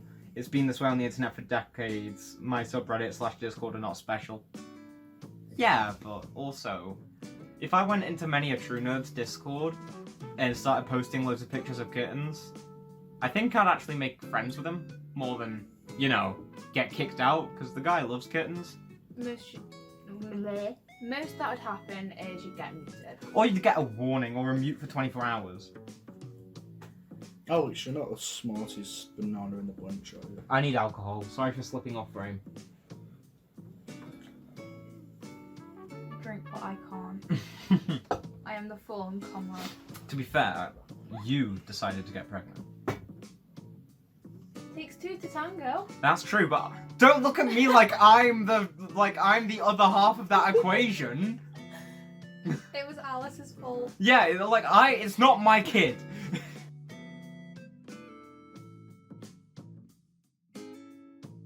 Anyway, okay. On a serious note, this discuss suicide. Yay. Trigger warning. It's not that bad from what we can tell. It was just like him going wrong timing and shit, although turns out he said it to a fan, which is very wrong for several reasons. First, it's extremely important to acknowledge that there's a massive difference between sincerely telling someone to commit suicide and simply saying the phrase in a brief moment of anger. They're not remotely comparable. They are, because they both have an effect. They both have an effect on the person. Whether you say it out of anger or genuinely, it still has an effect on that person. In order to understand what happened, you need to remember what I stated at the top of this page. A group of people spent more than a year harassing me on a daily basis. You need to keep this in mind. I don't. It's extremely important. It's not. Being subjected to that much abuse had an extremely negative impact on my mental health. You should have ignored it. Thought you were supposed to be the bigger person since you know you're like nearly 6 foot, according to the internet. Well, according to the page that you help edit. For all we know, you're a 5'1" guy with a tiny chode, even for that size. Even if you're 5'11", I'm still taller than you, and I'm a tranny. One time when I was streaming, someone came into my stream and started harassing me. I figured that it was one of the trolls who'd been tormenting me for over a year. After more than a year of that harassment, I was fed up of being abused and mistreated. In a spontaneous moment of anger, I said, "Kill yourself, troll." I've only said that once in my entire life, and I'm not the sort of person who says that sort of thing. However, if you torment, abuse, and mistreat someone for long enough, you'll eventually break that person and cause them to say things they wouldn't normally say. Yes, but you still said it. Claim some fucking responsibility, dude. You're like in your 30s or some shit. Claim some fucking responsibility. 21 in 85. Yeah. Fucking millennial. Almost. I later learned that the person I said kill yourself to was actually a fan of the game who was being annoying and obnoxious. I had mistaken them for one of the trolls. I actually said kill yourself to an innocent person. I feel bad about that. If that person ever contacted me, I would apologise to them. Just make a public apology. However, the fact remains that this situation never would have occurred if I hadn't been harassed for over a year. Claim some fucking responsibility. The person was an innocent fan, and given they're a fan of Yandere Simulator, they were probably a child. Like, or a teen. Come on. And probably a girl. Ah, no! Disclaimer, we are not saying only teenage girls commit suicide. No, we're saying mostly teenage girls like Yandere Sim. YandereDev put a racist Easter egg in Yandere Simulator. On the internet, everything gets drawn as anime. The planet Earth has been drawn as an anime. Dish soap has been drawn as an anime. The Ebola virus has been drawn as an anime. I know it has, and I've seen it.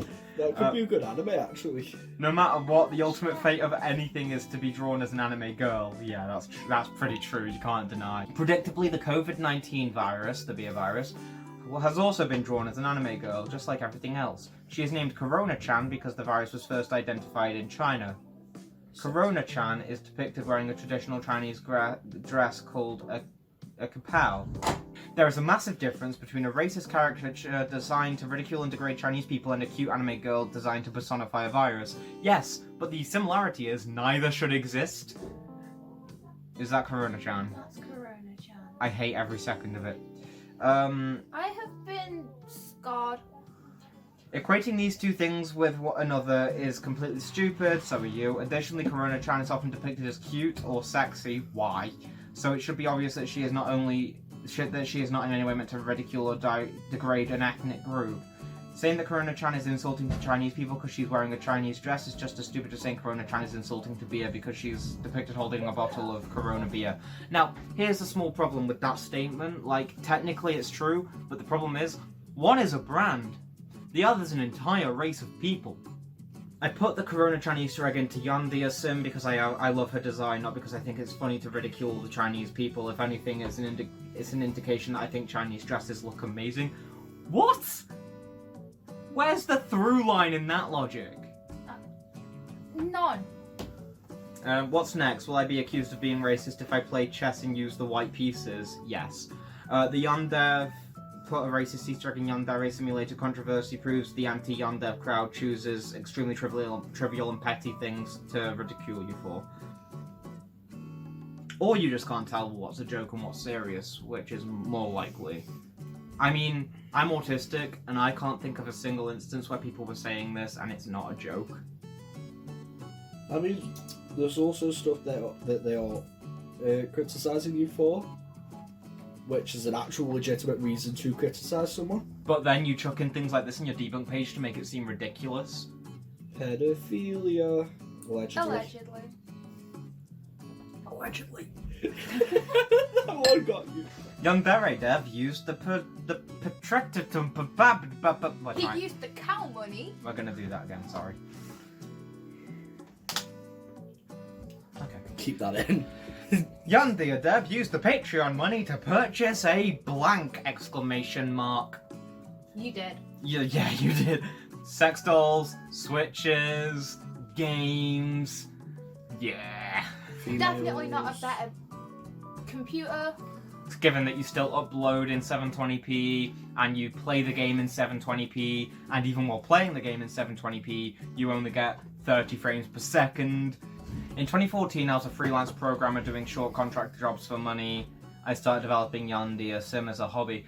Well, there's an issue with that statement in the fact that there's no evidence of you doing freelance programming jobs, given that you have no experience in programming because you got a degree in media and you worked as a designer for Kung Fu Factory. So either there's some stuff missing on your resume, or you're lying here. When Yandere Sim started getting popular, people started begging me to give them a way to donate money. I was hesitant, but eventually I gave in and made a Patreon. You doing deer antlers? Kung Fu Factory. Oh, I fucking hate you. I stated if I can earn at least 1,000 per month, I'll make Yandere Sim my full-time job. I was able to reach that goal. However, 1k a month is a very small amount of money, less than minimum wage. It is not a small amount of money. We could also live off it for months. True. I wouldn't say months. I could live off 1k for a couple of months. Rent. Yeah, okay, yeah. Noodles. To be fair, the rent here isn't high though, is it, guys? Gas. If we wanted to all move out into a Electricity. non-shared house, then yeah, but honestly, our bills aren't that bad because it's all just included in our rent and the Petrol shared money. house. Yeah, but I don't have a car yet. Noodles. Honestly, to be fair, I could live off 1,000 a month pretty easily. Fuck, I could live off 1,000 a month and have luxury money. So I was able to reach that goal, but it's a very small amount of money. It simply wasn't sustainable. I kept my promise and turned Yandere Sim into a full-time job, but I made it clear that 1,000 a month did not qualify as a living wage, and I hoped to earn at least 3.5k per month. And only 2 months later I reached that goal, and then you lost it again when you released the Hate and Shame video. 3.5k was my only goal. I didn't need more money than that, so once I started earning beyond that, I started putting the surplus towards Yandere Sim. You should put it all towards Yandere Sim. Yeah, you should. You yon dick. I logged all the money I earned and how it was spent in a series of transparency posts. I'm not going to read them because fuck that. In short, I capped my salary at 3.5. I'd have capped it at 1.5. I only allowed a limited amount of money to go to myself. I've always put the rest of the money towards Yandere Sim. Rest of what money? You earn less than 3.5 and have done for ages. If we divide money into categories, it looks like this. Money I saved up from before I started working on Yandere Sim. It's been 7 years, none of that's left. Money I earned through Patreon as payment for working on Yandere Sim. Yandere Sim? Yeah, Yandere Sim. Again, you haven't been saving any of that, so it's probably all gone. Money that's reserved to be used exclusively on Yandere Sim. I don't think there's any of that left either. No. Whenever I make a personal purchase, it comes from my personal savings, not the game's budget. It's all the game's budget! But you're being paid out of the game. It's fucking complex, but I don't have time to explain the nuance between funding for a game and the director's pay. YandereDev owes tinyBuild money. You do. Well, you did, but you wind your way out of the contract fee because whether it's amicable or a disagreement or like breaking terms of contract, cancelling a contract with a publisher always comes with cost, even if you both agree to. First, let it be known that I do not intend to say anything negative about tinyBuild, and nothing below is intended to be interpreted negatively. I love tinyBuild. I think they're a lovely little... They're a lot better than Sometimes You, is what I'm saying. Like, let's be real. tinyBuild and I decided to part ways in 2017. On March 21st, 2019, we signed a termination agreement that dissolved the original contract. The reason why it took so long is because I wanted to negotiate some of the terms. You were in no position to negotiate. They had you by the testicles, or lack thereof. There were people who believe that I signed an agreement which put me in debt to tinyBuild. That's not true. The final draft of the agreement did not involve a debt to tinyBuild, but the original draft probably did, and you probably wind your way out of it. In my final email to tinyBuild, I stated that I had no grievances with them. In tinyBuild's final email to me, they wished me good luck. We parted on amicable terms. Listen, a publisher will wish you good luck if they straight up deny your project. Like, it's just the way the games industry is. They probably hate you. I wouldn't blame them, would you? No, I'm also stroking my beard for how long this has taken. What, this fucking video? Yeah. Have I physically aged again? Yeah. It's like saying GG to your fucking opponents. Next time you see us, I'll have a baby. Yeah, that's probably true. By the time this video goes out, I expect that baby to have been born, to be honest. By the time we're done with editing it, like, we'll be in the middle of editing in front of the PC, and your waters will break. Like, that's what I'm expecting. By that time, I'll be in fucking full Gucci. Full Gucci gear. Yeah, man. Buying it off eBay for 100 times the price because of the scalpers. Supreme. YandereDev wastes time arguing with people on 4chan. Actually, I've been physically incapable of posting on 4chan for several years. Even if I wanted to, I can't. Yeah, because your account got banned, you little shit. When I moved into my new house, I started getting this error every time I tried to make a post. The error is just it saying that his IP location, like the general range of where he lives, has been banned, not him specifically. It was right after the website got a new administrator, Hero. Around that point in time, a lot of people were suddenly IP range banned. Some people have theorized that Hero banned a bunch of IP ranges as a method of reducing server costs. I don't know if there's any truth to that. Regardless, I can't post on 4chan even if I want to. Just get a VPN. NordVPN! NordVPN, that specific one. Nord, please sponsor us. Please, I need the money. Someone sponsor us. We need to move out of this group home, I swear to God. We need to move out of this, like, house share. Yeah. There's like 4 rooms between 12 people. It's depressing. Luckily, I have my own room. Nah, the house is bigger than I'm letting on, but I don't want to give any specifics in case someone goes, that plus that equals, it's here, and then comes to the house and starts pissing people off and I get kicked out. Yeah, no, we're in the city now. If you, I guess they've just picked the house up and moved it to the city. It's not even we've moved house. The house has moved. Yeah, totally. It's like that famous 2000s film. Now here's Monster House. This is how it goes. I tell a lie, you tell a lie, you tell a lie, and the truth is somewhere in the middle of those lies. YandereDev kills Midori because he hates his own fans, and Midori represents his fans. In short, no. You do. You do. Midori is a ditzy girl who asks silly questions with obvious answers. Are we allowed to say ditzy on the internet anymore? I don't know. If anything, Midori represents the type of person who doesn't read the fact before asking a question. I don't give a fuck.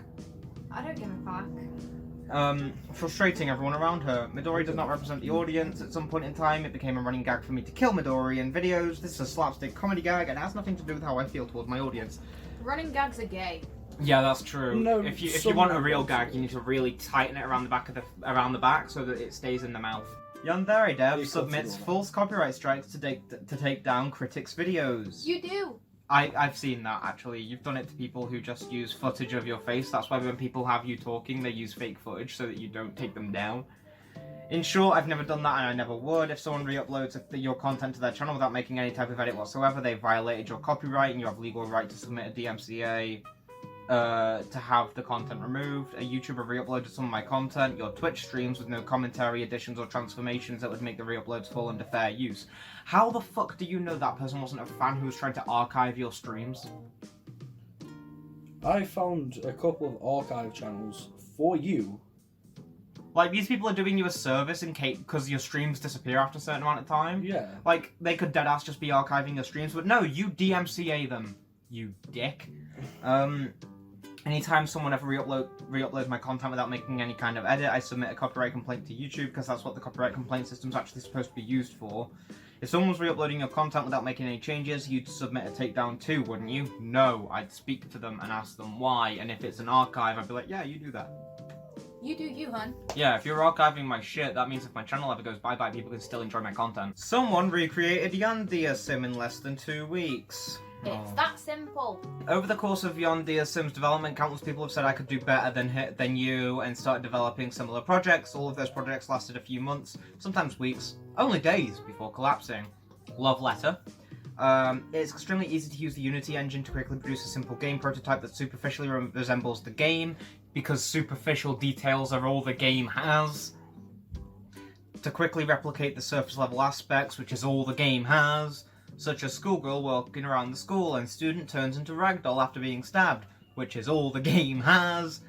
These are beginner level tasks that anyone with access to the Unity engine can do without any effort, and that's why that bit of the game that you made is really good. And the rest is shit. When someone says I recreated the game in 2 weeks, what they're really saying is they copy-pasted a bunch of the assets into a Unity project. You don't own any of the assets. You dick. Well, you own a few of them, but you don't own the general layout of the school or anything like that, because most of it was originally brought from the Unity Asset Store, and the custom-made assets look almost identical to the original Unity Asset Store ones, don't they? Yeah. When someone's blah blah blah... This creates the flimsy illusion that they're developing a game, and sadly they're actually people gullible enough to fall for that illusion. Needless to say, it's a problem for me if thousands of people get tricked into believing it's possible to recreate all of the game in 2 weeks, even though those imitation games don't even have 10% of the game's functionality. Your game has no functionality, plus you say it's 91% complete. You literally, at the point of recording, you can't navigate the menus with the mouse. And you can't rebind the keys. And Alice has fallen asleep. Or is he either that or really annoyed? Honestly, it's hard to tell. Aside from that, though, it's worth mentioning that anyone building a Yandere Sim clone using assets ripped from the game is treading in very dangerous legal territory. You don't own half of them, so no, they're not. You can't prove whether they got those assets legally or not. You can't prove anything, so there's no dangerous legal territory. First, it must be mentioned that anyone can purchase the models and use those models in the game. There's no legal problem with that. Anyone could go to the asset store and purchase the Aoi character model and gain the legal right to use that model in a video game. Yes. However, if a developer simply rips the character models from Yandere Sim and starts using the models to build a game, they're violating the law. Stop! You violated the law! Stealing them and building a game with them is asking for legal trouble. When a volunteer creates an asset, that asset's the volunteer's copyrighted content. It's not, it's yours because it was made for your project. When a volunteer gives that asset to me, they transfer the copyright. Sometimes an actual written contract and signatures involved. Someone who's using those models in their game is in fact violating your copyright. Yes, they are. I have the legal right to take action against them. If they're in denial about this, it's an indication that they do not understand how copyright law works. Yes, but if they just remove one little vertex from the model, or fix a little bit of the model's the faces and stuff, or the mapping, or change the texture, it's now fair use. So you're wrong. An extremely small amount of YonSim's assets, like less than 1%, are from the Unity asset store. It's not less than 1%. It's the entire main cast. The majority of the game's assets are completely original. Okay, we're going to leave these last 1, 2, 3, 4, 5. We're going to leave the last 5 for the next take.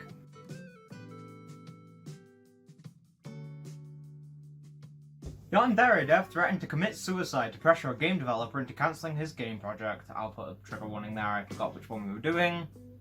But yeah, obviously, from that title and the trigger warning you've seen. In short, no I didn't. Someone extracted YonSim's assets and used those assets to develop a single game prototype. They created an announcement trailer showing off what they had done, despite the fact that prototype was only a fraction of the functionality of the game, which is none apparently. Their announcement trailer gave hundreds of thousands of people false narrative that it was possible to recreate the game in only 2 weeks. The only reason that the prototype looks even remotely presentable is because they simply copy-pasted all the assets that were created for me over the course of 6 years. They created nothing original and simply stole all my material. It's the most blatant theft I've ever seen in the history of the games industry. I don't know, because microtransactions do exist. Because hundreds of thousands of people were tricked into believing that it's possible to recreate the game within 2 weeks, my work has been completely devalued. I don't think you had any value anyway. No, I don't think so either. I've begun to receive a massive amount of harassment, even more apparently, and I have started to lose all the support I'd spent 6 years building up. Yeah, because you were pushing false narratives and scamming people. This is not a case of another developer is making a superior game, but it is a case of a con artist pulling a scam that is tricking hundreds of thousands of people into hating me. If it was truly a fan project, and if the developer was a fan of Yandere Simulator, then he would acknowledge the damage he was doing, and he would take action to avoid threatening the game's existence. It's never a good look when creators take down fan projects. No. Look at all the shit Nintendo have been getting for taking down fan projects and shit. I reached out to him to discuss this. During the discussion, I expressed my feelings honestly. I told him, and I quote, I felt his project was ruining my life and destroying my life and ending my life. He posted screenshots of it. People use those screenshots to create an untrue accusation that I contacted him to threaten suicide, even though I never actually said that. What the fuck? This is the screenshot that people use to push the false narrative. We've read this screenshot. It is definitely a suicide threat. It is. There is not a single sentence where I threaten suicide, no, but the entire thing is. In case you need me to spell out for you, the meaning of the last sentence, if Yandere Simulator would ruin, destroy someone's life and end their career, I would cancel the game. No, the last sentence says if the cost of the project was the end of someone's life, I would stop the project. Which is blatantly a suicide threat. You may not be phrasing it as, if I'm you don't going stop, to I'm kill going myself. to kill. Yeah. It's the fact that he says it's ending your life because they wanted to recreate the game as a fan game. Yeah. Next one. YandereDev threatened a competitor to stop developing the game. To save this developer from too much humiliation, I don't want to say his name. He put developer in quotation marks as if he's doubting the person's credentials. You know, the guy who has no credentials. The developer started uploading videos of a game that he was developing. A lot of people felt justified in harassing me or dropping their support for me because they were tricked into believing this developer was creating a superior game and he was doing it faster than me. However, this was not actually a real game that he was developing. He was just creating footage for YouTube to give the impression that the game was under development.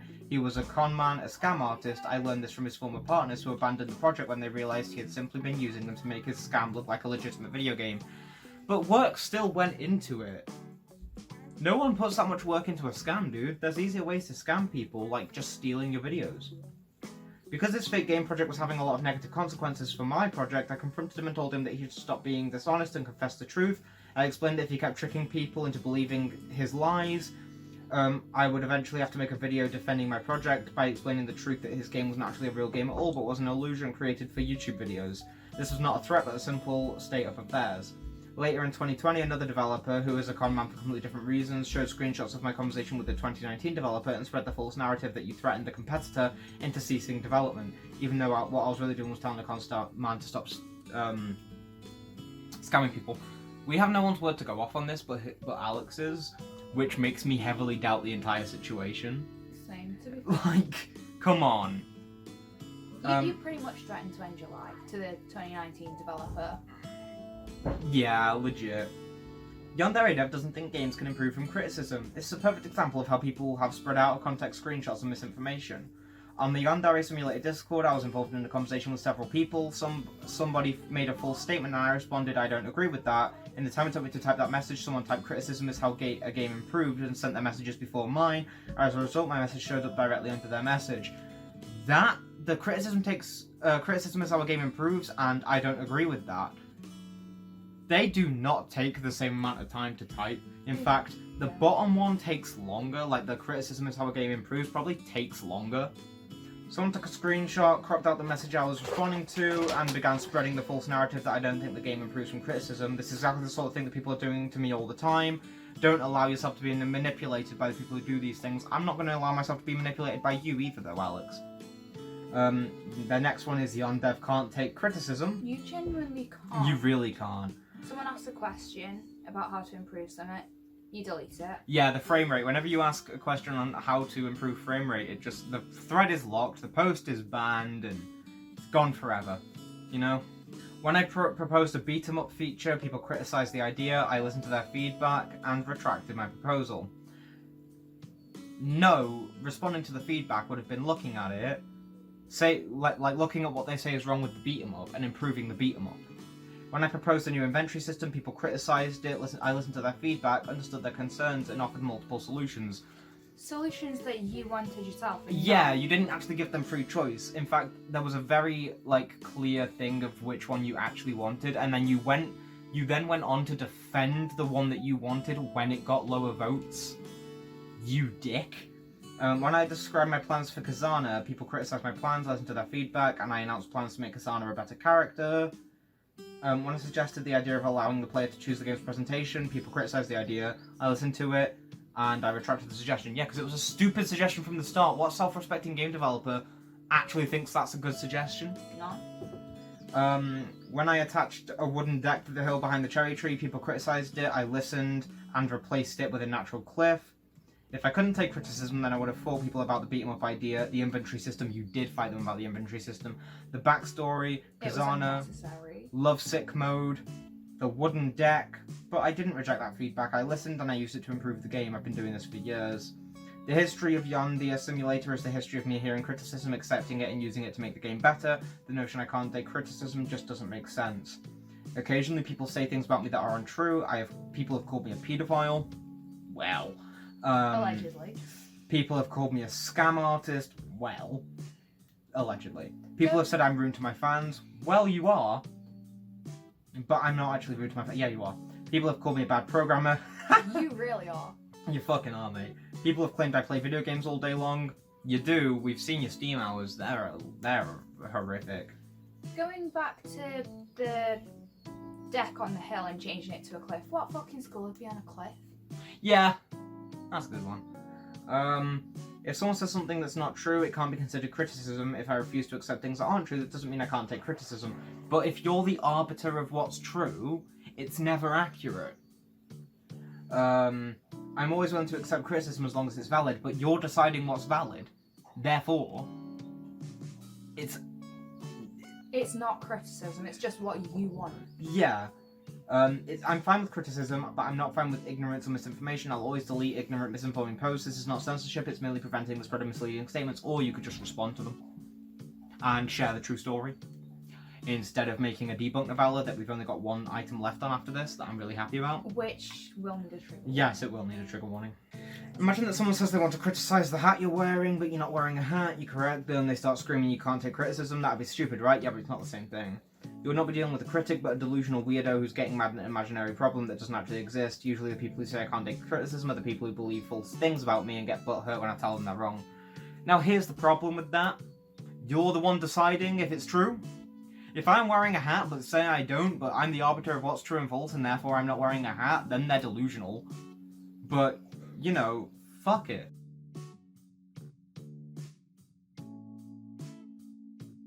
Alright, this one does need a trigger warning. It discusses DID, which is dissociative identity disorder, and it also talks about YandereDev claiming that it's not real, and he tries to say that it's an excuse for people to roleplay.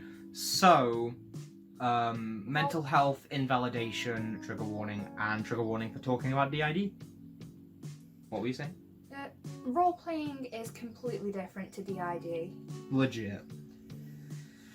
I do believe that it's a real condition, but I also believe there are people who fake it as an excuse to do things that are inappropriate. You can't be the arbiter of that, you're not a psychologist. One of the people on my moderation team claimed to have the disorder. I was supportive for multiple years. Okay, virtue signaling. Gradually, after observing his behaviour for a long time, I slowly grew skeptical towards him. The more I interacted, the more I began to doubt that he actually had DID.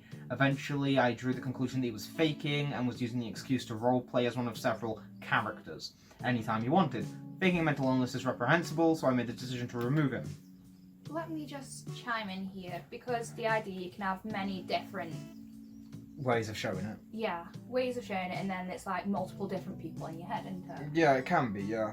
And then if it was that, like the second one, there'd be one person fronting. Yeah. Most of the time. Which is how it works, a lot of the time. Sometimes it can change from a second to second basis, for fuck's sake. My experiences with that moderator heavily influenced my understanding of DID and led me to feel doubtful towards anyone claiming to have it. That just makes you a cunt. I gradually developed suspicions that anyone claiming it was faking it as an excuse to spontaneously roleplay. What a dick! I posted an announcement to the private moderators only channel explaining why a moderator had been removed from the moderation team. In this post I expressed my skepticism. This is the post that I wrote. Okay. Well, we're going to look at that. I'll put it up on the screen. But alright, I've got to make a statement. I can't take DID seriously. I don't think it's a real thing. I think it's a made-up fantasy that some people indulge in as an excuse to roleplay as different people. I can't take it anymore. I can no longer pretend like it's not the weirdest, dumbest, cringiest thing ever. It makes me uncomfortable and creeps me out. I don't want to see that weird crap in here anymore. I've made the decision to remove blank from the server. I can no longer play along with someone's weird fantasies or pretend like their silly role-playing is normal. Wow. DID is a very real thing. And it's a very serious thing as well. It can completely fuck with people's lives. Like, seriously, fuck off. When I wrote that post, I was fired up because I believed I had just caught someone faking mental illness. In that post, I made sweeping generalizations about all people who have DID. Here, he says all people claiming to have DID. No, you made a sweeping generalization about all people who have DID. You cunt. Which was a mistake on my part. It's not the existence of DID I am skeptical about. Really looks like you fucking are. Only people who may be lying about having it as an excuse for inappropriate behaviour, but you're not the arbiter of that. Even then, I still recognise that I should not have allowed negative experience with a single person to influence my understanding of an entire mental condition. But you don't understand a single thing about it. It was a post hastily written in a heated moment and doesn't reflect how I actually feel. Spreading the post and making the accusation that I'm ableist is an example of how the anti-YandereDev community paints a false image of me without knowing the truth or the details. In the time since the post was made, I have spoken to the moderator and learned that I was incorrect. He does in fact suffer from DID. I apologised, and since then I've also developed a more comprehensive understanding of DID.